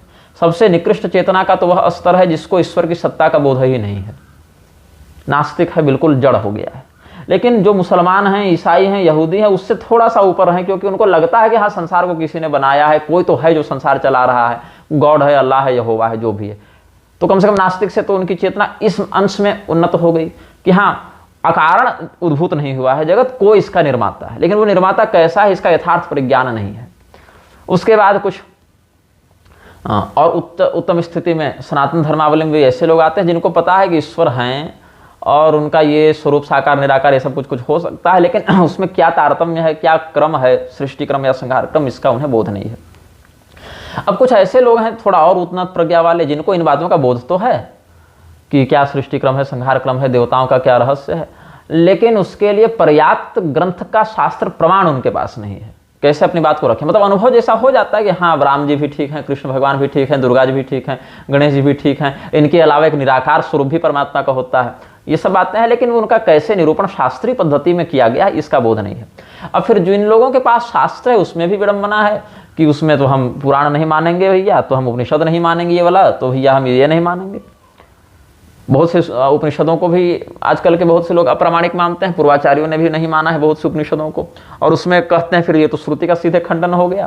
तो बहुत से उपनिषदों में एक दूसरे से परस्पर विरोधी वाक्य भी मिल जाते हैं, जैसे पर साखीय गृह सूत्र आदि को स्वसाखीय कृत्य में हम अप्रमाण मानकर व्यवहार करते हैं, वैसे ही पर संप्रदाय पोषक सिद्धांतों को स्व संप्रदाय संतुष्टि में हम अप्रमाण मानकर व्यवहार करते हैं, ऐसा भी उन आचार्यों का मत रहा है। फिर कुछ और ऊपर बढ़ेंगे आगे तो कहेंगे कि हम शास्त्र को तो सारा कुछ प्रमाण मानेंगे कि जितने वेद पुराण स्मृति तंत्र उपनिषद ये सब हैं उन सबों को हम प्रमाण तो मानते हैं, लेकिन भैया उसमें एक विडंबना ये है कि हमारा देवता का जो ये रूप है यही वाला हमको सबसे अधिक श्रेष्ठ रूप में स्वीकार्य है। फिर कुछ और ऊपर आएंगे जो सभी रूपों में संभाव का दर्शन करेंगे, फिर कुछ और ऊपर आएंगे जो देहाभिमान से मुक्त हो चुके हैं। तो बहुत से स्तर होते हैं, ये नहीं कि हम केवल हिंदू के यहाँ जन्म ले लिए या ब्राह्मण हो गए या कम से कम शास्त्र अध्येता भी हो गए तो हम सब कुछ जान गए। ना हम इस श्रेणी में आते हैं, ना आप इस श्रेणी में आते हैं। और इसी में एक घाव में कोढ़ क्या हो जाता है कि हमारा गुरु जो बोल दे वही सबसे बढ़िया और तुम्हारा गुरु जो बोले वह गलत। तो इस प्रकार से वकील बन जाते हैं चेले अपने ही अपने गुरुओं के। अब अभी जो राधा तत्व पर जो विवाद हुआ प्रेमानंद बाबा और प्रदीप मिश्र के मध्य में, और उसके बहाने बहुत से राजनीतिक रोटियां सेकी गई, बहुत टीआरपी बटोरी चैनलों ने। अभी श्रीनाथ भगवान का जो श्री चित्र वो अंबानी की जो बहू, क्या नाम है, राधिका नाम है उसका भी ना संयोग से, तो वो जो है सुलहंगा के नीचे वो घुटने से भी नीचे आ रहा था भगवान का विग्रह। ये शोभनीय है क्या बताइए? ये कितना गलत कार्य है। और वहाँ कितने कथित प्रतिष्ठित आचार्य विद्यमान होंगे जिन्होंने प्रत्यक्ष परोक्ष रूप से इस बात को देखा। और मेरी जानकारी में तो ऐसा नहीं है कि इस बात का उन्होंने विरोध किया है, किया होगा तो अच्छी बात है, लेकिन जिस प्रकार से राधा तत्व को लेकर झगड़ा हो गया, क्या वैसा कर रहे हैं ये लोग? नहीं कर रहे हैं। क्या इस बात के लिए सार्वजनिक क्षमा मंगवाई गई? नहीं मंगवाई गई, क्योंकि वहाँ पावर है, पैसा है। पावर पैसा तो प्रदीप के पास भी है, लेकिन यहाँ कम से कम कैटेगरी तो एक है ना, बिजनेस तो एक ही विभाग का है ना, यहाँ कंपिटिटर्स हैं, वहाँ तो कोई कंपटीशन ही नहीं है आपका। या आर्य समाजियों का एक बड़ा वायरल हो रहा है, कोई धूर्त भगवा पगड़ी बांधे है और एक सफ़ेद रंग की कोई साड़ी पहन के कोई चांडालिनी जो है वो अलग व्याख्यान कर रही है, भगवती राधिका को कुशब्द बोल रही है, तब प्रेमानंद के चेले वहाँ नहीं भड़क रहे हैं, आर्य समाजियों पर नहीं भड़क रहे हैं। या सीरियल वाले जो भगवती राधिका का जो चरित्र विकृत करके दिखाते हैं या और भी अशास्त्रीय प्रारूप में दिखाते हैं भगवान राधा कृष्ण का चरित्र, उस पर तो क्षमा नहीं मंगवाई जा रही, उस पर तो प्रतिबंध नहीं लगवाया जा रहा है। बात ये नहीं कि भगवती राधिका का क्या शास्त्रीय प्रारूप है, बात है कि जहाँ पर जिस अंश में जिसको लगता है मैं सफल हो सकता हूँ वहाँ पर उस अंश में आंदोलन कर देता है, बाकी इसमें मौन साध लेता है, यही बात है। अब हाँ, एक बात और बता दूं, अभी अंबानी से स्मरण आ गया, अभी देख रहा हूँ कि स्वामी मुक्तेश्वरानंद सरस्वती गए हैं, तो सदानंद सरस्वती भी गए हैं, पुरी और श्रृंगेरी वाले तो वहाँ नहीं दिखे आचार्यगण, लेकिन अब प्रतिनिधि भेजे होंगे तो नहीं पता मुझे, श्रृंगेरी तो वहाँ से निकट ही है पुरी तो खैर दूर है, और पुरी के शंकराचार्य जी की अभिरुचि ऐसे कृत्यों में होती भी नहीं है। तब मैंने आपत्ति की कि दंडी सन्यासियों का ऐसे कृत्यों में जाना निषिद्ध है। तो बोले कैसे निषिद्ध है? तो संन्यासोपनिषद में ही बताया गया है सब कि वमन के समान प्रवृत्ति मार्गियों का द्रव्य या उत्सव होता है, उसका परित्याग कर दे। और नारद परिव्राज को उपनिषद का भी एक वाक्य यहाँ पर हमने संग्रहित किया है, आतिथ्य श्राद्ध यज्ञेषु देव युवात्रोत्सवेषु च महाजनेषु सिद्ध्यर्थी न गच्छेद योग वित्वचित।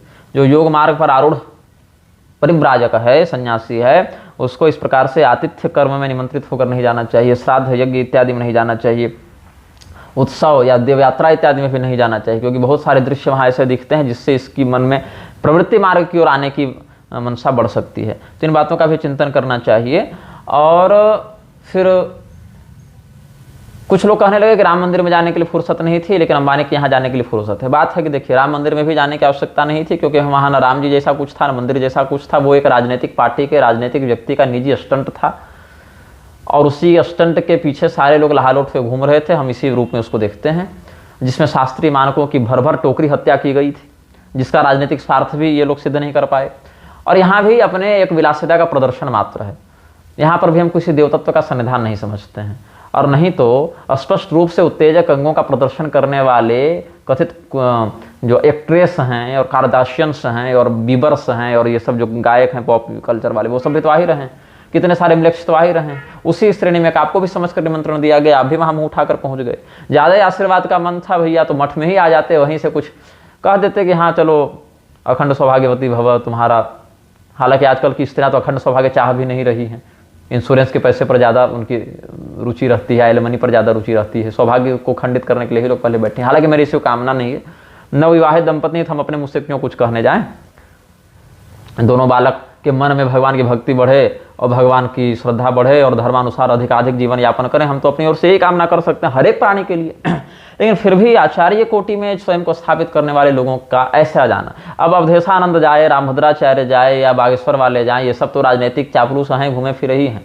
लेकिन कम से कम दंडी सन्यासी होकर जो शंकराचार्य के रूप में, आमनाय पीठाधिपति के रूप में स्थापित करते हैं, उनसे ऐसा व्यवहार हम शोभनीय नहीं समझते। फिर कुछ लोगों ने कहा कि राजा दशरथ ने जब विवाह किया था अपने पुत्रों का तो ऋषि महर्षि आए थे। भैया तो ये राजा दशरथ हैं क्या? राजा दशरथ के विवाह में क्या मृक्षों को ऐसे बुला बुला के और निछावर दिया जा रहा था और उभरे हुए उरोजों के साथ ये लोग वहां प्रदर्शन कर रहे थे, अंडरवियर पहन के नाच रहे थे? राजा दशरथ के साथ तुलना कर रहे हो। एक धूर्त कह रहा था कि नगर का श्रेष्ठ धनी व्यक्ति भी राजा के समान होता है ऐश्वर्य की दृष्टि से, इसलिए राजा भगवान की होती है। कुछ भी सिद्ध कर दो, राजा भगवान की होती है, कहीं भी घुसा दो। अब अभी अंशुमान वाला प्रकरण में हमने कहा कि लोग कह रहे हैं कि पत्नी जो है वो गलत है क्योंकि वो पैसा लेकर मायके चली गई और माता पिता को कुछ नहीं मिला। कुछ लोग कह रहे हैं कि माता पिता ही गलत हैं क्योंकि पत्नी अपना जीवन सौंप के आई थी तो भैया वो तो लेगी ही पैसा। बहुत लोग अलग अलग तरह की बातें कर रहे हैं। कुछ लोग कह रहे हैं कि पत्नी तो दूसरा विवाह भी कर लेगी, पैसे तो माता पिता को मिलना चाहिए। मतलब विधवा विवाह को इतना नॉर्मल कर दिया गया है, सामान्य कर दिया गया है, जिसको आज की भाषा में जनरलाइज करना कहते हैं कि कोई भी विधवा से विवाह करे तो कोई बड़ी बात नहीं है, मतलब बहुत सामान्य बात है, बल्कि अच्छी बात लोग कहते हैं। अभी तो उम्र ही क्या थी। अरे भैया तो क्या ऐसा लिखा है कि उम्र के कारण ही विवाह करना चाहिए? अगर तुमको उम्र ही क्या थी कहना है, अगर ये मानते हो कि उम्र है, जवानी है, उत्तेजना आएगी तो शरीर की शारीरिक तृप्ति भी चाहिए, शारीरिक सुख चाहिए, तो विवाह ही शब्द क्यों जोड़ना है? शारीरिक सुख तो धन और सुख दोनों मिलेगा वेश्यालय ले जाने से, वो भी किया जा सकता है। लेकिन दोनों कुलों को नरक भेजने के लिए क्यों तुले हो तुम लोग? विधवा विवाह मत कह दो, उसको वेश्यालय भेज दो सीधा सीधी। अपनी इच्छा से जाएगी तो कोई अत्याचार भी नहीं करेगा। लेकिन अगर वह विधवा है तो उसको वैधव्य धर्म का निर्वहन करना चाहिए। मेरी शब्दावली कठोर लग सकती है, बहुतों का आपत्तिजनक लग सकती है, लेकिन मुझे इससे मतलब नहीं। मेरी सबसे बड़ी चिंता यह है वर्ण संकरता से विकृत होते रहे समाज को बचाना, जो कि अर्जुन की भी यही चिंता थी। भगवान से अर्जुन जी ने कहा यही बात, उत्साद्यमते जाते धर्मा कुल धर्माश्च शाश्वता उत्सन्न कुल धर्माणां मनुष्याणां जनार्दन नरके नियतं वासु भवति तेन शुश्रुम। तो वो शास्त्रीय परंपरा के संरक्षण के लिए हम चिंतित हैं। यहाँ तो ये बात हो गई है कि विधवा से विवाह कर लो और उसका जीवन बना लो। लोग कहते हैं भविष्य में क्या होगा? इनको भविष्य का अर्थ लगता है जब तक शरीर रहेगा। काहे भैया, जो स्त्री 60 साल की उम्र में विधवा हो रही है उसका कोई 20 साल 30 साल का जीवन नहीं बचा होता है, वो भी अपनी इच्छा से विवाह कर ले। तो तुम लोग उसको कहते हो कि बुढ़ापे में जवानी चढ़ी, क्यों उसको फिर गाली देते हो? तो जिन जिन बातों से हिंदू धर्म पतित होता था उन्हीं उन्हीं बातों को ये लोग जो है सो सामने लाते हैं और हिंदुत्व के नाम पर लाते हैं। तो मैंने एक बात कही थी, तुम हिंदू तो रहोगे लेकिन तुम्हारे अंदर हिंदू धर्म जैसा कुछ नहीं रहेगा। क्योंकि नाम से भैया अगर देखोगे हिंदू, तो कंस में भी कोई कमी नहीं थी हिंदुत्व की। भले बच्चा पटक पटक के मारता था लेकिन स्वयं को भोजराज कंस ही कहता था। तो ये सब जो कुलधर्म के नाश कारक जो बातें हैं वो बहुत निंदनीय हैं और शास्त्रीय संविधान में जिनको हम दंडनीय समझते हैं और इस पर किसी का ध्यान नहीं होता है। तो आचार्यों के द्वारा ऐसे कृत्य का करना शोभनीय हम नहीं समझते हैं। एक नमन कृष्ण भगवत किंकर जी हैं, फेसबुक से ही परिचय है हमारा। और अच्छा, अभी फेसबुक मैंने खोला उनके पोस्ट देखने के लिए, तो देख रहा हूँ डॉक्टर परमेश्वर गंगावत ने एक बड़ी सुंदर बात लिखी है, बोल ही देता हूँ। अभी जो अंबानी वाला प्रकरण पर उनकी पोस्ट मुझे दिख रही है, कहते हैं ये, पुनः सिद्ध हो गया कि दुनिया की कोई भी शक्ति धन बल के मान पर पूज्यपाद पूरी शंकराचार्य महाभाग को अपने सिद्धांतों से तनिक भी विचलित नहीं कर सकती। जिनके पूर्व जन्मों का प्रारब्ध प्रबल होगा वही इन श्री चरणों की कृपा प्राप्त कर सकेंगे। चक्रवर्ती सम्राट राजा दशरथ से बड़ा तो कोई नहीं था, किंतु तथापि वे भी व्यासपीठ का सम्मान करते हुए आशीष प्राप्त करने सदा नंगे पाव ही गुरु वशिष्ठ जी के आश्रम में जाया करते थे, आश्रम ही जाया करते थे। कभी भी कुएं को प्यासे के पास जाते हुए नहीं देखा गया। और यहाँ पूरी शंकराचार्य का चित्र लगाया है इन्होंने, जिस पर उनका एक वक्तव्य अंकित है कि राजनेता और सेठों की दासता पालना संत के लिए कलंक है। बड़ा सुंदर सराहनीय वक्तव्य है शंकराचार्य जी का और गंगावत जी का।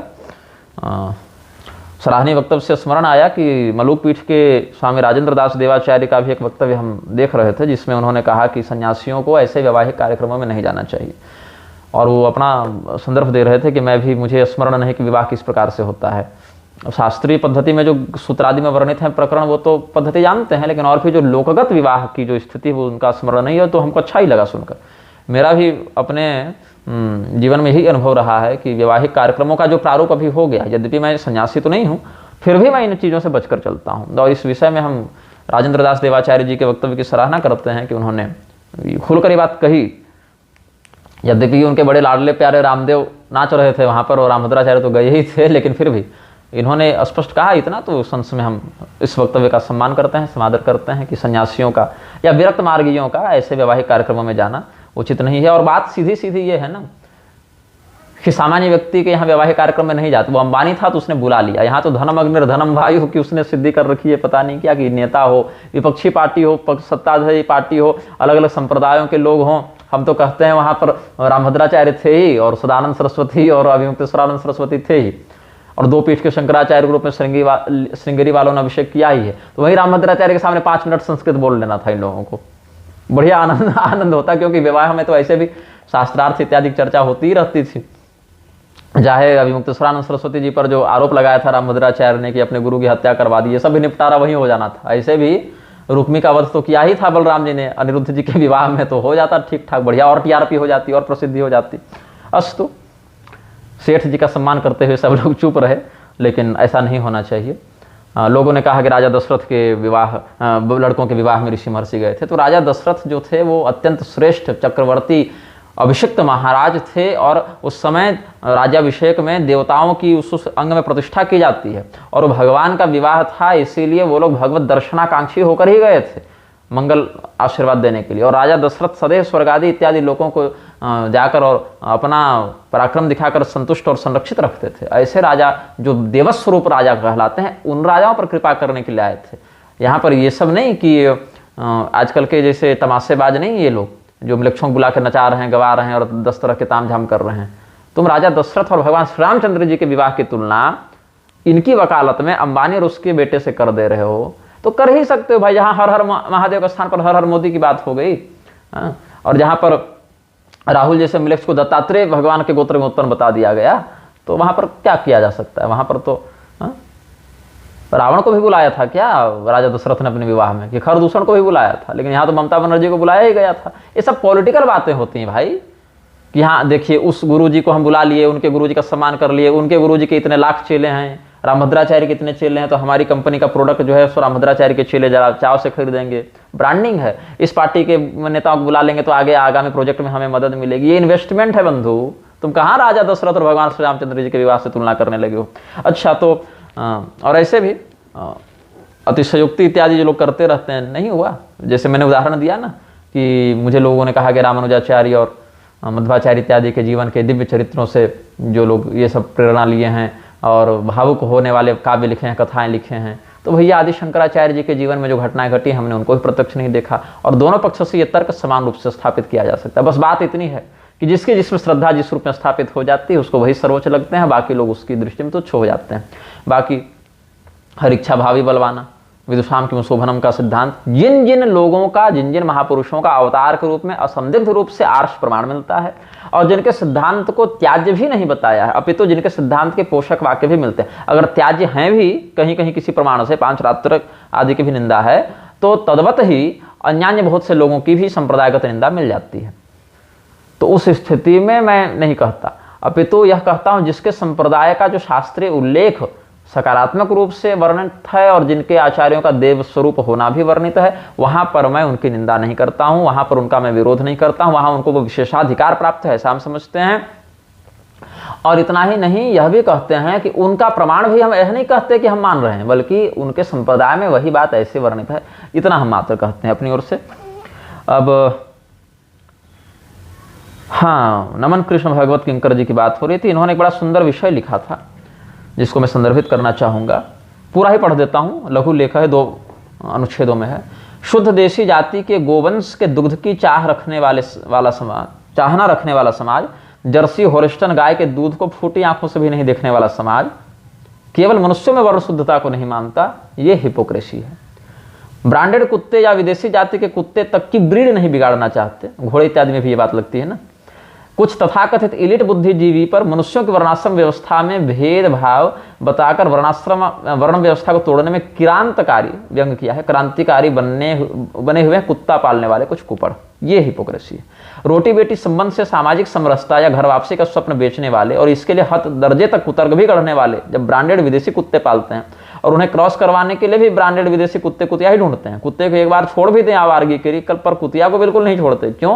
क्योंकि कुत्ते पालकों को पता है कि इससे आने वाली नस्लें उन्नत जाति की नहीं होंगी। प्रकृति सब समझ रही है, पर तब भी वे कुतर्क ही गढ़ेंगे, कुपड़, क्योंकि इससे उनकी राजनीतिक दुकान चल पड़ती है। हिपोक्रेसी का कहीं अंत नहीं। बड़ी लघु बात कही, संक्षिप्त बात कही, लेकिन बहुत संपूर्ण और ठोस बात कही इन्होंने। हमने सोचा कि इनका उल्लेख करते हुए इनके विचारों को भी आप तक पहुंचाया जाए, अवगत किया जाए। और एक बार जब ये मर्यादा टूटती है ना बंधु, तो बहुत नीचे गिरता है व्यक्ति। बस रिलीजन के फार्म में लिखने के लिए हिंदू बच जाता है। वो क्या हो जाएगा, किसने देखा स्वर्ग नरक। बहुत तरीके के तर्क होते हैं कि बचपन में शादी का विवाह कर दोगे तो क्या होगा, कन्या का जीवन बर्बाद हो जाएगा। पति कम उम्र में मर गया, विधवा हो गई, उसका विवाह नहीं करोगे तो जीवन बर्बाद हो जाएगा। वर्णाश्रम व्यवस्था को मानोगे तो भेदभाव है, ऊंच नीच है, भगवान ने सबको समान बनाया है। तो भगवान ने सबको समान केवल मनुष्यों में ही बनाया था, पशु पक्षी में नहीं बनाया था। अच्छा खैर, वो अलग बात है, इस पर तुम कई बार वीडियो जारी ही कर चुके हैं। और इस पर बाद क्या है कि यहाँ तक कि मतलब आज तो ये परिभाषा हो गई है ना कि तुम व्यभिचार करो, चाहे मांस खाओ, चाहे मदिरा पियो, चाहे तुम समलैंगिकता में अपना लो, चाहे यहाँ तक कि गोमांस खाना भी जब कह दिया कि भोजन है अपनी पर्सनल चॉइस है, तो क्या कह सकते हैं इस पर। मुसलमान की बेटी भी ले आओ। और कुछ लोग तो आगे बढ़कर ये भी कहते हैं कि मुसलमान से विवाह करने में क्या समस्या है, तुम ही लोग जो है सो धर्म के नाम पर इंसान को बांट रखे हो। तो कहने वाले बहुत से लोग बहुत नीचे स्तर तक की बात कर सकते हैं। और इसका प्रारंभ कहाँ से होता है? अपने कुल की जो धार्मिक मर्यादा, अनुशासन, परंपरा है, उसको पहले आप अगर अश्रद्धा से देखने लगे तो वहीं से इतना गिरते जाएंगे। हो सकता है अपने जीवन में आप उतना ना गिरे, लेकिन आपका बच्चा और उसका बच्चा उत्तरोत्तर क्रम से इतना नीचे गिरता जाएगा कि 2 से 3 पीढ़ी जाते जाते आपको म्लेच्छ बनने से कोई नहीं रोक सकता है। ये बात आप निश्चित जानिए। कहीं भी रमण कर लो, उठ पट के कहीं भी संभोग कर लो, कितना भी कर लो, कुछ भी खा पी लो, कुछ भी पहन लो, कुछ भी कर लो। मतलब यहाँ तक कि अब तो ये हालत हो जाएगी कुछ दिन के बाद। मैं समाचार में पढ़ रहा था, एक समाचार मध्य प्रदेश का था, एक तिरुपति के पास का था कि 12-13 साल के बच्चों ने 8 साल की बच्ची का रेप करके उसको मार के फेंक दिया। और विश्वास कीजिए, हमारा एक पीढ़ी बाद जाने के बाद इसको भी नॉर्मलाइज कर दिया जाएगा। बलात्कार भी एक चॉइस बताया जाएगा कि हाँ ठीक है, हमारा मन भटक गया, हमने उसको कर दिया तो क्या हुआ, यौन सुख तो मिल ही गया उसको उतने अंश में। ऐसा तक लोग कुतर्क करेंगे। ये पशुता, ये पाशविक वृत्ति लोगों के मन में व्याप्त हो जाएगी। तो ये बातें हो गई। अच्छा, अब कुछ विशेष बिंदुओं पर हम आपका ध्यान आकृष्ट कराना चाहेंगे। भगवती राधिका के संदर्भ में कुछ हमारा चिंतन उधर गया, जो हमने प्रदीप और प्रेमानंद इत्यादि का वर्णन किया। तो एक विषय बना कि राजेश बेंजवाल जी का एक वीडियो हम देख रहे थे, जिसमें वो वीडियो तो थंबनेल था, किसी ने उनका सार भेजा था, मतलब वास्तविक वीडियो तो नहीं था जिसमें वो मुझे परोक्षतः बालक कह रहे थे। और भगवती राधा को मूल प्रकृति वो नहीं मानते हैं, वो मानते हैं ये उपविद्या है, छोटी शक्ति है, मूल प्रकृति के रूप में काली भगवती को मानते हैं। और मैं तो दोनों को मानता हूँ। भगवती सीता भी मूल प्रकृति है, इसमें भी मुझे कोई विरोध नहीं है, कोई मुझे संदेह नहीं है, क्योंकि आनंद रामायण में भगवती सीता ने अपना स्वरूप बताते हुए हनुमान जी को कहा है कि माम विद्धि मूल प्रकृतिम सर्ग स्थित्यंत कारणिम तस्य सन्निधि मात्रेण सृजामीदमतीन्द्रिता, ये सब बातें हैं। तो भगवती सीता को पूर्ण मूल प्रकृति, सर्वोच्च शक्ति, ब्राह्मी शक्ति मानने में भी मुझे को कोई आपत्ति नहीं है। बाकी इन लोगों को होगी तो ये लोग जाने, ये लोग तो पता नहीं किस प्रकार के शाक्त हैं, मुझे तो कोई भेद ही नहीं दिखता, लेकिन इनको अगर दिखता है। अच्छा, इसके लिए वो पद्मिनी राधा और चंद्रावली राधा, ये सब त्रिविधा राधा का वर्णन कर रहे थे। भैया तो त्रिविधा राधा का वर्णन तो हम स्वयं कई बार कर चुके हैं, तो हमको क्या बता रहे थे, और राधा तंत्र से ही किए हैं। राधा तो त्रिविधाज्ञ या ये सब तो हम पहले ही बता चुके थे उन सब विषयों में। तो वही बात को घुमा फिराकर उपविद्या सिद्ध कर रहे हैं कि त्रिपुरा की दूती हैं ये, और त्रिपुरा भगवती और भगवती राधिका में भी अभेद हम बता ही चुके हैं अन्य प्रकरणों में। तो वो मूल प्रकृति स्वीकार करना ही नहीं चाह रहे थे, वो छोटी शक्ति हैं, छोटी शक्ति हैं। तो जो काम प्रेमानंद ने किया वही काम राजेश बेंजवाल ने किया, अपने अपने इष्ट को सिद्ध करने के चक्कर में उसी इष्ट के अन्य रूपों की निंदा कर डाले, और उसी के लिए शास्त्र प्रमाणों की ऐसी अनर्गल व्याख्या बौछार कर दी कि सब मटिया मेट कर दिए। तो हमने कुछ और प्रमाण इसमें उल्लिखित रखे हैं। सबसे पहले हम आपको ब्रह्म वैवर्त पुराण के श्री कृष्ण जन्मखंड से प्रमाण देंगे। भगवती राधा मूल प्रकृति हैं कि नहीं, पराम्बा हैं कि नहीं, पराम्बा शब्द पर आप ध्यान देंगे, इस पर बात करते हैं। गर्ग मुनि ने यह कहा है, शृणु नंद प्रवक्ष्यामि इतिहासम पुरातनम पुरा गोलोक वृत्तांतम श्रुतम शंकर वक्तृतः श्रीरामनो राधया सार्धम बभूव कलहो महान श्रीराम शापादैवेन गोपी राधा च गोकुले वृषभानु सुता सा च माता तस्याः कलावती कृष्णस्यार्धांग संभूता नाथस्य सदृशी सती गोलोकवासिनी सेयमत्र कृष्णाज्ञयाधुना अयोनि संभवा देवी मूल प्रकृतिरीश्वरी। कैसी हैं भगवती राधिका? गोलोक की अधिष्ठात्री देवी हैं, और श्रीदामा के साथ कुछ उनका विवाद हुआ था, तो शाप के साथ वो शंखचूड़ बन गया और ये इधर गोलोक से यहाँ आ गई थी। तो अयोनि संभवा, ये माता के गर्भ से योनि निर्गता नहीं हुई हैं। ऐसा लगा कीर्तिदा देवी को कि हम गर्भवती हैं, लेकिन वो सामान्य प्रसव नहीं हुआ, वायु केवल निस्सरित हुआ है और सामने उनका सीधे प्राकट्य हो गया भगवती राधिका का। तो ये कैसी हैं? अयोनि संभवा देवी मूल प्रकृतिरीश्वरी मातुर्गर्भम वायुपूर्णम कृत्वा च माजया सती वायु निस्सरणे काले धृत्वा च शिशु विग्रहम आविर्बभूव मामेयम पृथ्व्यां कृष्णोपदेशतः वर्धते सा ब्रजे राधा शुक्ले चंद्रकला यथा श्रीकृष्ण तेजसोर्धेन सा च मूर्तिमती सती एका मूर्तिर्द्विधा भूता भेदो वेदे निरूपिता इयम स्त्री सा पुमान किंवा सावा कांता पुमानयम। भगवान कृष्ण जो है वही भगवती राधिका है और वही भगवती राधिका कृष्ण है, अभेद है दोनों में। उसमें एक का लक्षण स्त्री के रूप में कभी दिखता है, कभी दूसरे का पुरुष के रूप में दिखता है, ये एकल अनुभव की बात है। लेकिन वेदों में इन दोनों मूर्तियों को तत्व से एक ही बताया गया है। और ये भगवती राधिका कौन है? मूल प्रकृति ईश्वरी, ऐसा स्पष्ट शब्द ही आया है। अब इस शब्द का अर्थ अगर कोई बदल के व्याख्या करना चाहे तो अलग बात है, लेकिन बात तो ऐसी है। फिर ब्रह्म वैवर्त पुराण के प्रकृति खंड में भगवती प्रकृति स्वयं रहस्य बता रहे हैं। ब्रह्म विष्णु शिवादीना महमाद्या परात्परा सगुणा निर्गुणा चापी वरा स्वेच्छामयी सदा। इन वाक्यों पर गौर करेंगे, ध्यान देंगे, संस्कृतज्ञ तो सीधे ही समझ जाएंगे श्लोक से। नित्या अनित्या सर्वरूपा सर्व कारण कारणम बीज रूपा च सर्वेशान मूल प्रकृतिरीश्वरी। और इतनी बातों का जो विशेषण है, परात्परा और त्रिदेवों से भी परात्परा है ना, और सगुणा निर्गुणा दोनों रूप में है। स्वेच्छामयी मतलब स्वतंत्र विग्रह, किसी का अधीन नहीं। नित्या भी हैं और जगत रूप में अनित्या भी हैं, और सर्वरूपा भी हैं और सभी कारणों के भी कारण हैं, और बीज रूपा हैं और सबों की बीज रूपा है, और मूल प्रकृति है, ईश्वरी है। ये सब बातें किनके लिए हैं? तो पुण्य वृंदावने रम्य गोलोके रास मंडले। यही जो विशेषताएं हैं ना, वह जो मूल प्रकृति है, वह जो ईश्वरी है, वह जो सगुणा है, निर्गुणा है, स्वतंत्रा है, परात्परा है, नित्या है, अनित्या है, ये सब जो विशेषण जिस पर सत्ता के लिए, जिस शक्ति के लिए वर्णन किए जा रहे हैं प्रकृति देवी के द्वारा स्वयं, वो हैं कौन? तो कहते हैं कि वृंदावन नामक स्थल पर गोलोक में रास मंडल में परमात्मा श्री कृष्ण रूप में हैं, और हम राधा रूप में उनकी प्राणों से भी अधिक प्रियतमा हैं। पुण्य वृंदावन रम्य गोलोके रास मंडले राधा प्राणाधिका हम च कृष्ण से परमात्मा। और वही भगवान विष्णु की माया, विष्णु और माया भगवती या सम्मोहितम जगत, है ना, ये सब जो बातें हैं। तो अहम दुर्गा विष्णु माया बुद्धि अधिष्ठातृ देवता। और वैकुंठ में वही परमात्मिका शक्ति जो परात्परा सगुणा निर्गुणा नित्या नित्या ये सब बताए ना, मूल प्रकृति ईश्वरी, वही वैकुंठ में लक्ष्मी देवी के रूप में है, और वही ब्रह्मलोक में ब्रह्माणी के रूप में है, वही सरस्वती के रूप में है, वही गंगा, वही तुलसी और वही पृथ्वी देवी के रूप में है। ये सब अलग अलग प्रकार की जो स्वरूप हैं वो स्वेच्छा से, स्वमाया से ही वो अलग अलग कलात्मक प्रारूपों में धारण कर लेती हैं। और छोटी छोटी कलाओं के रूप में तो हर स्त्री के रूप में वही शक्ति विद्यमान है, ये भी अंत में जाकर कह दिया। लेकिन प्रधान प्रधान देवियों का नाम लिया, राधा, दुर्गा, सावित्री, गंगा, तुलसी, ब्रह्माणी, सरस्वती, लक्ष्मी, ये सब के रूप में वही पराम्बिका है, इनमें कोई भेद नहीं, संदेह नहीं। हाँ, इसमें ये अवश्य है कि जिस स्वरूप में साधक की प्रधान निष्ठा होती है उसी नाम रूप लीला धाम को विशिष्ट मानते हुए अन्य को उन्हीं के परिकर के रूप में गणना करके आराधना करते हैं। किंतु इसमें तुलना करके, अरे तुम छोटा है जी, देखो इनके सामने तुम्हारा कोई पावर नहीं है जी, ऐसा बोलकर नहीं। ऐसे बोलने से साधना खंडित होती है। अहम दुर्गा विष्णु माया बुद्धि अधिष्ठात्र देवता, अहं लक्ष्मीश्च वैकुंठे स्वयं देवी सरस्वती, ये सब बातें हैं।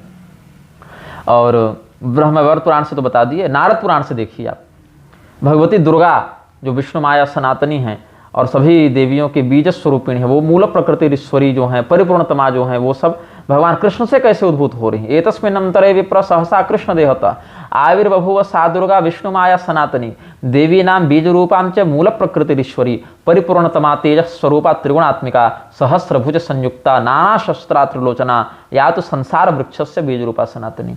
और नारद पुराण में ही आप देख लें तो एक प्रसंग और है, थोड़ा सा मैं आपको 10-5 श्लोक और पढ़ के सुना देता हूँ, फिर संक्षेप में उसका तात्पर्य बता दूंगा।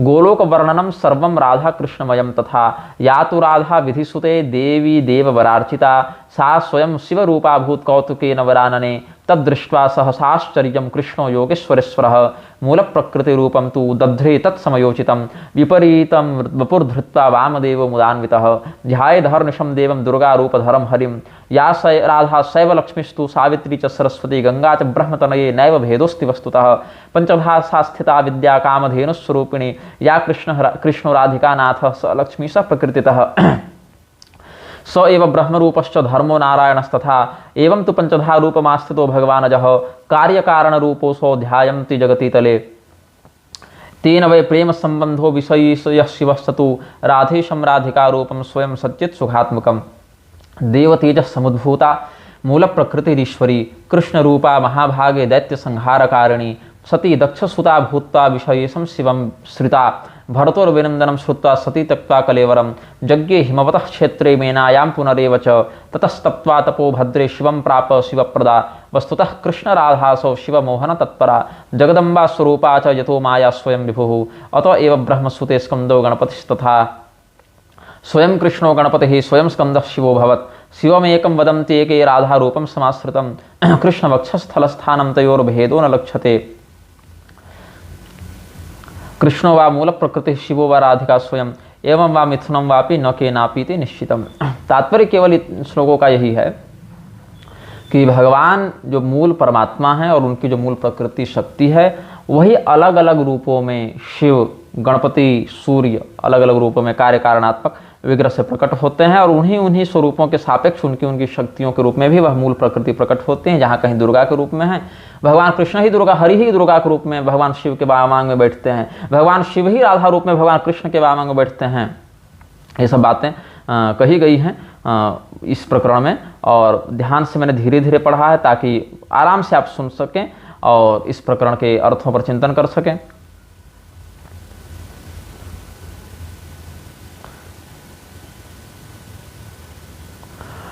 भगवान कृष्ण का एक और बहुत सुंदर महात्म्य ब्रह्मांड पुराण में वर्णित है। ब्रह्मांड पुराण का जब हम पिछले वर्ष पारायण कर रहे थे तो उसमें एक प्रकरण गणपति जी का जो जन्म का वर्णन मिला तो ब्रह्मांड पुराण के मध्य भाग में परशुराम जी ने स्तुति की। अच्छा, एक विवेकानंद ब्रह्मचारी नाम का कोई व्यक्ति दिखा था फेसबुक पर जो स्वयं के नाम के आगे कौलाचार्य लगाता है, लेकिन भगवती राधा की इतनी निंदा करता है, भगवती राधा के प्रति इतने अपशब्दों का प्रयोग करता है और नाम के आगे लगाता है हम शाक्त हैं, कौलाचार्य हैं। बताइए। और परशुराम जी जो स्वयं इतने बड़े शाक्त हैं, इतने बड़े कौलाचार्य हैं, उन्होंने भगवती राधा की स्तुति में एक बड़ा सुंदर स्तोत्र लिखा है, कहा है और 4 श्लोक आप सुन ही लीजिए। अब अर्थ तो सबका नहीं बताऊंगा लेकिन आनंद आ रहा है पढ़ने में तो मैं पढ़ता हूँ उसको। परशुराम जी ने कहा है, श्लोक तो 5 हैं, 1 2 3 4 5 6 7 8 श्लोक हैं।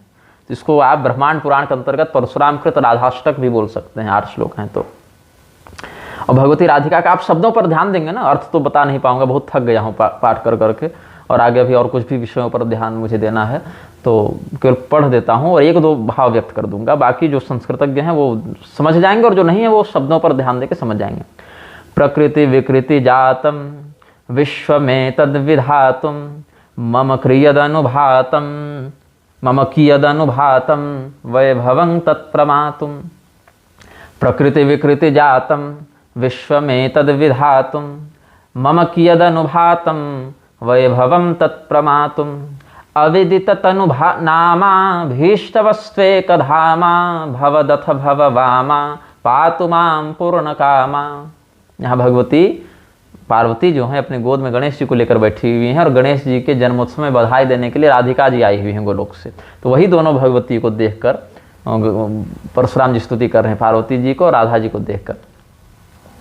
प्रकटित गुणभानम काल संख्या विधानम सकल भव निदानम कीर्त्यते यत् प्रधानम तदिह निखिल तातः।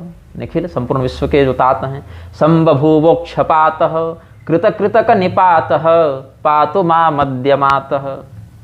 और धनुज कुल विनाशी लेखपाता विनाशी प्रथम, यहाँ प्रमथ कुल विकासी होना, प्रथम कुल विकासी सर्व विद्या प्रकाशी प्रसभ रचित काशी भक्त दत्ताखिलाशी रवतु विजित पाशी मान सदा क्षणमुखासी। हर निकट निवासी कृष्ण सेवा विलासी प्रणत जन विभासी गोप कन्या प्रहासी। हर कृत बहुमानो गोपिके शैकतानो। भगवान कृष्ण का बड़ा सम्मान किया है शिव जी ने।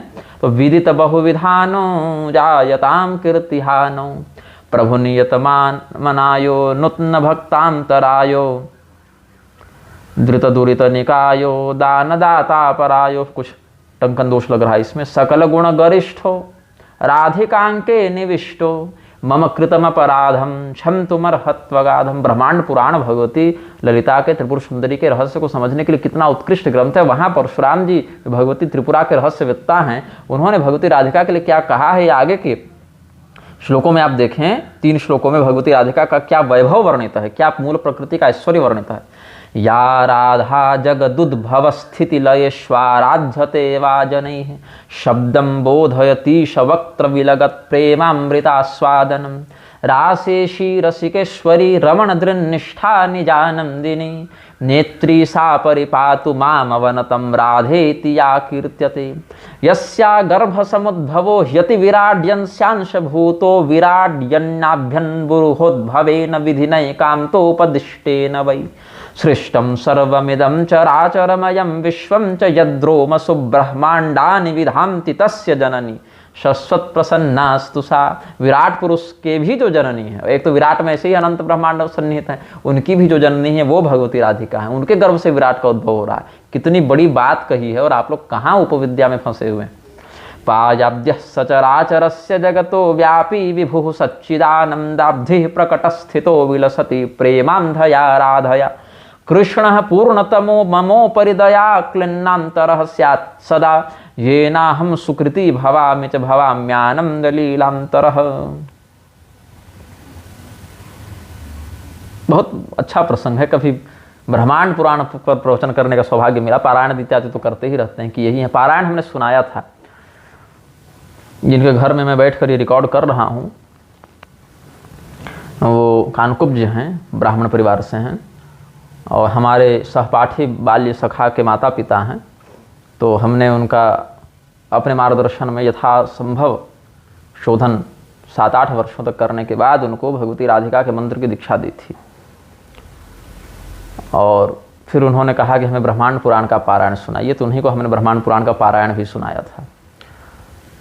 और ये वक्तव्य भी वहीं बैठकर मैं रिकॉर्ड कर रहा हूँ। अब अपलोड कब होगा मुझे नहीं पता, जो तो इंटरनेट की बात पर है, यात्रा की बात पर है। अभी चातुर्मास इत्यादि के लिए भी मुझे बाहर निकलना है, तो 2-2.5 महीने उधर ही अधिक समय रहेगा, तो फिर वक्तव्य इत्यादि आ नहीं पाएंगे हमारे।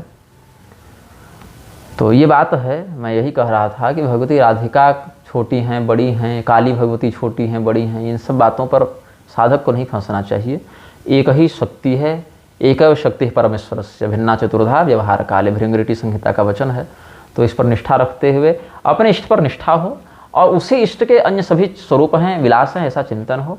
अभी बताए ना, भगवान विष्णु के अंश से भगवती परम दुर्गा सनातनी मूल प्रकृति उद्भूत हो रही हैं, ये भी शास्त्रों में मिलता है। कार्य कारण का अंतर्भाव जो विदुषाम की शोभनम जो भागवत महापुराण के 11वें संस्करण में हमने बताया वो भी, और भगवान कृष्ण की माता के रूप में भी उनका वर्णन, मतलब भगवान से भगवती का, दुर्गा का प्राकट्य कृष्ण भगवान से, और भगवती पराम्बा से भगवान कृष्ण का प्राकट्य, दोनों बातें हैं।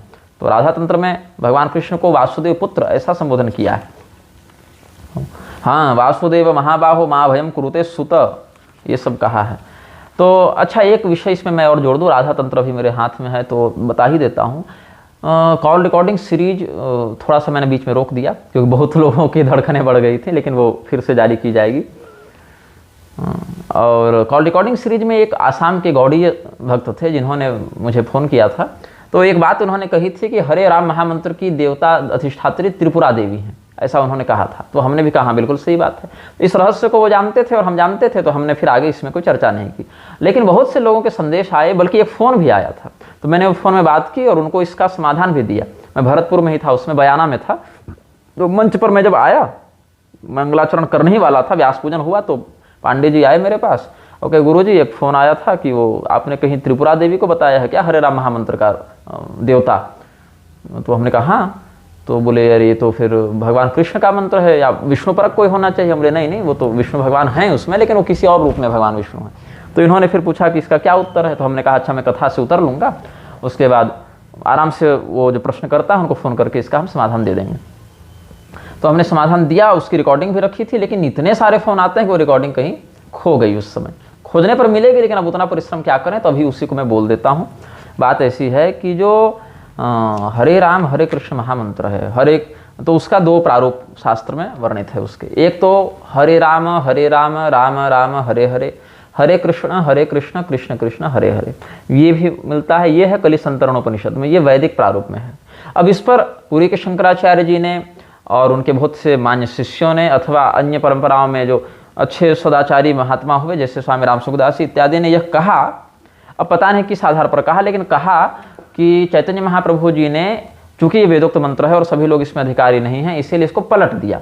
इसमें हरे कृष्ण को पहले कर दिया और हरे राम को बाद में कर दिया। मतलब हरे कृष्ण कृष्ण कृष्ण हरे हरे, हरे राम राम राम हरे हरे, ऐसा कर दिया। तो ये सबों के लिए उपयोगी हो गया। लेकिन इस बात से हम सहमत नहीं हैं। क्यों नहीं है? क्योंकि ऐसा कोई विधान मेरी जानकारी में नहीं है, या ऐसे और भी किसी विद्वान ने हमें नहीं बताया। अगर कोई जानते होंगे तो बता देंगे, लेकिन अभी तक जो मेरी स्थिति है कि वेद मंत्रों के अक्षरों में व्यतिक्रम कर देने से वो सर्वग्राही हो जाता है, ऐसा कोई नियम हम नहीं जानते। क्योंकि यदि ये कह दें, ये अगर बात बोल दें कि हरे राम को बाद में कह देने से और हरे कृष्ण को पहले कह देने से वो वैदिक मंत्र सबों के लिए खुल जाएगा, सभी लोग स्त्री शूद्र आदि भी व्यवहार कर सकते हैं, तो क्या अन्य वैदिक मंत्रों को भी अगर हम ऐसे ही विपरीत क्रम में कर दें या उनके पदक्रम में व्यतिक्रम कर दें, तो क्या उनका भी प्रयोग सब कर सकते हैं? ऐसा तो नहीं है ना। बात ऐसी है कि ये सब तारक मंत्र हैं, तो चाहे आप हरे राम पहले कहें या हरे कृष्ण पहले कहें, मेरी दृष्टि में कोई भेद नहीं है और कोई फलश्रुति में भी व्यतिक्रम नहीं है। सर्वेधिकारण, ये बात भी उसके साथ लागू होती है। और अगर यह कहें कि चलो मंत्रों में तो नहीं, लेकिन इस प्रकार के नामात्मक जो मंत्र हैं उनमें ऐसा व्यतिक्रम शोभनीय है, तो श्री राम जय जय राम भी तो भैया वैदिक मंत्र ही है। श्री राम संबंधी श्रुतियों में इसका वर्णन मिलता है, तो क्या उनको पलटने की आवश्यकता है? नहीं है। क्या उनका आप पलट के प्रयोग कर रहे हैं? नहीं। तो चैतन्य महाप्रभु स्वयं वैदिक मंत्रों को बदलने का अधिकार रखते। चैतन्य महाप्रभु को छोड़िए, क्या अन्यान्य कोई और भी ऋषि महर्षि वेद मंत्रों में इस प्रकार का अविधान पूर्वक, अगर विधान मिलता है तब तो अलग बात है, लेकिन ऐसे ही सबों के लिए उपयोगी बनाने के लिए मंत्र को बदलने का सामर्थ्य रखते हैं, ऐसा कोई उनके पास अधिकार है श्रुति में ऐसे हस्तक्षेप करने का? नहीं, मेरी जानकारी में तो नहीं है। तो क्या फिर कहेंगे हरे कृष्ण वो गलत है? नहीं, गलत भी नहीं है। बात है दोनों प्रारूप मिलते हैं। जो हरे राम वाला प्रारूप है वो कलि संतरणोपनिषद में वर्णित है, और जो हरे कृष्ण में पहले जो प्रारूप है वो राधा तंत्र में वर्णित है। तो अब बताता हूं कि इसमें कैसे भगवती त्रिपुरा उसकी देवता है। तो हरे कृष्ण कृष्ण कृष्ण हरे हरे, हरे राम राम राम हरे हरे, द्वात्रिंशत् अक्षराणि एव कलौ नामानि सर्वदा, शृणुच्छन्दः सुतश्रेष्ठ हरिनाम्नः सदैव ही। भगवान वासुदेव को वासुदेव रहस्यांतर्गत राधा तंत्र के दूसरे पटल में भगवती त्रिपुरा बता रही हैं कि ये जो मंत्र बताया हमने अभी, जिसका बारंबार संदर्भ हम दे ही चुके हैं, ये सभी शक्तियों से युक्त ये मंत्र है। ये मंत्र क्या है? हर एक शक्ति से युक्त है। और ये हरिनाम मंत्र कहलाता है। तो इसका विनियोग क्या है ये भी सुन लीजिए। हरिनामनो हि मंत्रस्य वासुदेव ऋषि स्मृतः गायत्री छंद इत्युक्त त्रिपुरा देवता मता महाविद्या सुसिद्ध्यर्थम विनियोग प्रकृतिता। इस हरिनाम महामंत्र का जो विनियोग है उसके अंतर्गत भगवान वासुदेव इसके ऋषि बताए गए हैं। ऋषियो मंत्र दृष्टा, इस मंत्र के दृष्टा ऋषि भगवान वासुदेव स्वयं हैं और इसका छंद गायत्री छंद है और त्रिपुरा देवता मता, इसकी देवता कौन है? त्रिपुरा देवी हैं, त्रिपुर सुंदरी हैं। और इसका विनियोग प्रयोग क्यों करना है? तो महाविद्या सुसिद्ध्यर्थम, वह महाविद्या की सिद्धि हमें हो जाए। महाविद्या जो है परम विद्या, ब्रह्म विद्या की संसिद्धि करने के लिए इनका विनियोग हम करते हैं। अब इसमें क्या है? 3 बातें, हरे, कृष्ण और राम, इन्हीं तीनों शब्दों का संयोग ऐसा किया गया है कि इसमें यह 32 अक्षरों का मंत्र बन गया है। तो उसमें इसका जो ग्रहण करना है कैसे करना है? तो पहले इसको ब्राह्मण के मुख से दाहिने कान में सुन लेना चाहिए। हाँ, इसमें एक मतभेद मिलता है कि द्विजाति हो तो पहले, उपवीति हो तो पहले दाहिने कान में सुने, फिर बाएं कान में सुने, फिर दाहिने कान में सुने, तो 3 बार से वो मंत्र ग्रहण करता है। और अगर स्त्री शूद्र वर्ण संकरादि हो या पतित द्विजाति हो तो पहले बाएं कान में, फिर दाएं कान में, फिर बाएं कान में, ये एक परंपरा का भेद हो जाता है। तो इसमें कहते हैं एतन मंत्रम श्रुतश्रेष्ठ प्रथमम शृणुयान नरः श्रुत्वा द्विजमुखात् पुत्र दक्ष करणे तपोधन आदौ छंदस्ततो मंत्रम श्रुत्वा शुद्धो भवेन् नरः द्वादशाभ्यम तरे श्रुत्वा कर्ण शुद्धिम अवाप्नुयात्। इस हरिनाम महामंत्र को ब्राह्मण के मुख से दक्षिण कर्ण में सुनना चाहिए और मंत्र श्रवण के क्रम में पहले छंद इत्यादि को सुन ले कि भाई जो इसका छंद इत्यादि है, विनियोग है, पहले उसका बोध हो जाए फिर मंत्र को सुने। 12 वर्ष की अवस्था जब व्यक्ति की होती है उससे पहले अगर इसको सुना जाए तो उसका कान शुद्ध हो जाता है, कर्ण शुद्धि हो जाती है मंत्र ग्रहण के लिए। और कर्ण शुद्धि अगर नहीं होती है और उसके बिना ही अगर इस मंत्र को जपा जाता है तो नरक जाने की भी संभावना रहती है। इसका भी यहाँ वर्णन किया गया। कर्ण शुद्धिम विना पुत्र महाविद्यामुपास्य च नारी वा पुरुषो वापि तत्क्षणा नारकी भवेत्। ब्रह्म संसिद्धि के लिए आप बिना इस प्रकार के दीक्षा विधान के नहीं कर सकते। ऐसे संकीर्तनात्मक कर रहे हैं वो एक अलग बात है, लेकिन प्रयोगात्मक अगर कर रहे हैं, अनुष्ठानात्मक कर रहे हैं तो ये सब बातें होती हैं। तो पहले तो कर्ण शुद्धि करे व्यक्ति, कर्ण शुद्धि करे 12वें वर्ष में, फिर 16वें वर्ष की अवस्था में इसका विधिपूर्वक ततस्तु 16 वर्षे संप्राप्ते सुरवंदिते महाविद्याम तथा शुद्धाम नित्याम ब्रह्मस्वरूपिणीम श्रुत्वा कुलमुखात् विप्रात साक्षात ब्रह्ममय भवेत्। अपने कुलाचार में दक्ष कुल तत्व मर्मज्ञ ब्राह्मण के माध्यम से 16 वर्ष की अवस्था में जब ये मंत्र ग्रहण किया जाता है तो उसको ब्रह्म संसिद्धि, ब्रह्म विद्या की प्राप्ति हो जाती है और लौकिक अष्ट सिद्धि और दिव्य शक्तियां भी मिल ही जाती हैं। तो इस मंत्र का जो रहस्य है उसको समझे बिना, मंत्रार्थ चैतन्य को समझे बिना इसका जप नहीं करना चाहिए। रहस्यम ही विना पुत्र श्रम एव ही केवलम अतएव सुरश्रेष्ठ रहस्यम रहितस्यते रहस्यम रहिताम विद्याम न जपेत्तु कदाचन। तो इसका रहस्य बताते हैं। अब इसमें एक प्रश्न हो सकता है कि मंत्र का रहस्य वीडियो में कैसे बता रहे हैं। इसका कारण क्या है कि ये कलयुग में सर्वोपयोगी जन उद्धारक जनतारक मंत्र है, इसीलिए इसका हम व्याख्यान कर रहे हैं, अन्यथा हम नहीं करते। चूंकि इसको पहले के आचार्यों ने सार्वजनिक कर दिया है तो उस मंत्र का तो सार्वजनिक प्रकाशन हो ही चुका है। अब उसकी विधि अगर आप नहीं जानेंगे तो ज़्यादा गड़बड़ है। तो अगर सार्वजनिक प्रकाशन के वशीभूत होकर ऐसे ही काम करने लग जाएं और विधि का बोध न हो तो भी दोषकारक है। तो उस दोष से बचाने के लिए इस विधि का हम प्रकाशन कर रहे हैं। तो सबसे पहले हरे कृष्ण से ही प्रारंभ करेंगे। मंत्र और नाम तो वही है, अर्थ तो वही रहेगा, चाहे पहले बोले चाहे बाद में बोले, लेकिन यहाँ उसी प्रारूप में मंत्र है तो वही हम बताएंगे। तो पहले क्या है? हरे कृष्ण कृष्ण कृष्ण हरे हरे। तो सबसे पहले क्या है? हरे। हरे में क्या है?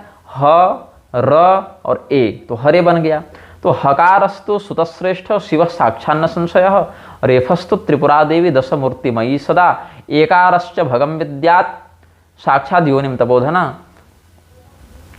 हकार शून्य रूपी च रेफो विग्रहवाचक धारक हरिस्तु त्रिपुरा साक्षान् मम मूर्तिर्न संशय ककारम कामदा काम रूपिणी स्फुरदव्यया ऋकारम तो सुरश्रेष्ठ श्रेष्ठा शक्तिरितिरिता ककारम च ऋकारम च कामिनी वैष्णवी कला शकारम च चंद्रमा देव कला षोडश संयुतः णकारम च सुतश्रेष्ठ साक्षात् निवृत्ति रूपिणी द्वयोरैक्यम तपश्रेष्ठ साक्षात् त्रिपुर भैरवी। यहाँ तक अर्थ बता देता हूँ। हरे में जो ह है वह साक्षात शिव तत्व है। फिर र है तो रकार जो है वो 10 विद्याओं से युक्त त्रिपुरा देवी हैं। काली से कमला पर्यंत जो 10 विद्याएं हैं उनसे युक्त त्रिपुरा देवी हैं। फिर उसके ऊपर ए है, वही एकार जो है वह आधार योनि पीठ है।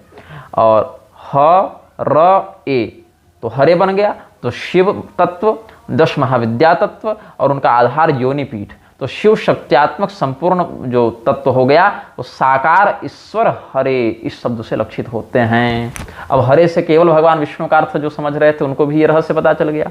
और इसमें फिर चिंतन हुआ कि ये तो भगवान विष्णु है, तो भैया त्रिपुरा देवी क्यों कहा? तो कहा वही विष्णु त्रिपुरा देवी है और वही त्रिपुरा देवी विष्णु है, ये भी समझ लो। हरिस्तु त्रिपुरा साक्षात मम मूर्तिर न संशय, इसमें कोई संशय नहीं है कि जो त्रिपुर सुंदरी हैं, जो त्रिपुरा देवी हैं, कहीं त्रिपुर भैरवी शब्द भी आया है आगे, वो हरि भगवान ही हैं, नारायण ही हैं, ये भी स्पष्ट कर दिया। फिर कृष्ण शब्द है, वहाँ क्या क्या है? तो क है, क में रिकार लगा है, फिर आधा मूर्धन्य श है, फिर ण है, तो कृष्ण बना। उसमें क्या क्या है? तो कृष्ण में जो क है वो काम स्वरूपिणी नित्याशक्ति है, सर्व कामावशयिता जो है वही उसमें है। और उसमें जो री है वो परमाशक्ति है। तो नित्याशक्ति, परमाशक्ति, माया शक्ति ये सब भगवान की हैं। तो उसमें नित्याशक्ति कौन है? काम रूपिणी नित्या क में है, और रिकार में परमाशक्ति हैं। और उसमें वैष्णवी कला, जो वैष्णवी कला का विनियोग हुआ वह क्री बन गया, दोनों को मिलाकर नित्या और परमा से वैष्णवी तत्व का निर्माण हो गया। तो नित्याशक्ति में क और परमाशक्ति में री और बन गया क्री, तो वही वैष्णवी कला का स्वरूप धारण कर लेता है। शक्ति से वैष्णवी तत्व बन गया ना, इसीलिए तो रुद्रोपनिषद में कहा उमा शंकर योगो यस्य योगो विष्णु रुच्यते। उमा और शंकर शिव शक्ति तत्व एक होता है तो विष्णु तत्व बन जाता है। इसीलिए दोनों में से एक की भी निंदा करो तो दोनों की निंदा हो जाती है। अब आजकल यूट्यूब ये लगे हुए हैं कि नरसिंह भगवान ने सरफ को फाड़ दिया तो सरफ भगवान ने नरसिंह को फाड़ दिया। अब ये दोनों मिलकर इनको फाड़ेंगे यही बचा है इनको। अरे ये भी क्यों फाड़ेंगे, इनको क्या मतलब है? इसके लिए यमदूत बहाली है ना। अब क्षण है कृष्ण के बाद, क्षण अंत में आता है वो आधा मूर्धन्य श और ण। तो श जो है वो क्या है? षोड़श कलायुक्त चंद्र तत्व है। कृष्णचंद्र कहते हैं, रामचंद्र कहते हैं, षोड़श कलायुक्त। और ण क्या है? अणश्च, अच्छा अणश्च निवृत्तिवाचक, ये भी एक आता है। और यहाँ पर निवृत्ति रूपिणी शब्द आया है, गर्ग संहिता इत्यादि में अणश्च निवृत्तिवाचक ये आया है। तो ण का अर्थ है शांति प्रदा शक्ति। जब मोक्ष होगा व्यक्ति में तो शांति की प्राप्ति होगी। तो क्षण का अर्थ देवता रूप में क्या होगा? वहां त्रिपुर भैरवी हो जाते हैं। तो कृष्ण शब्द में वैष्णवी कला और त्रिपुर भैरवी दोनों विद्यमान हैं। उसके बाद फिर कृष्ण कृष्ण दो बार आया है, तो ये महामायावाचक है। हरे का अर्थ है प्रकृति पुरुषात्मक ब्रह्म। फिर राम है, तो हरे राम का अर्थ है ज्योतिर्मयी प्रकृति। हरे रामेति च पदम साक्षात ज्योतिर्मयी परा। राम शब्द में रकार और मकार को शक्ति संगम तंत्र में शिव शक्त्यात्मक भी बताया गया है। और भगवान लक्ष्मी नारायण भी रकार से और मकार से बताए गए हैं। उसमें कहते हैं ना मश्च ईश्वर वाचक लक्ष्मीपति गतिंग रामंग रामंग राम विदो विदु ऐसे करके एक भाव आता है।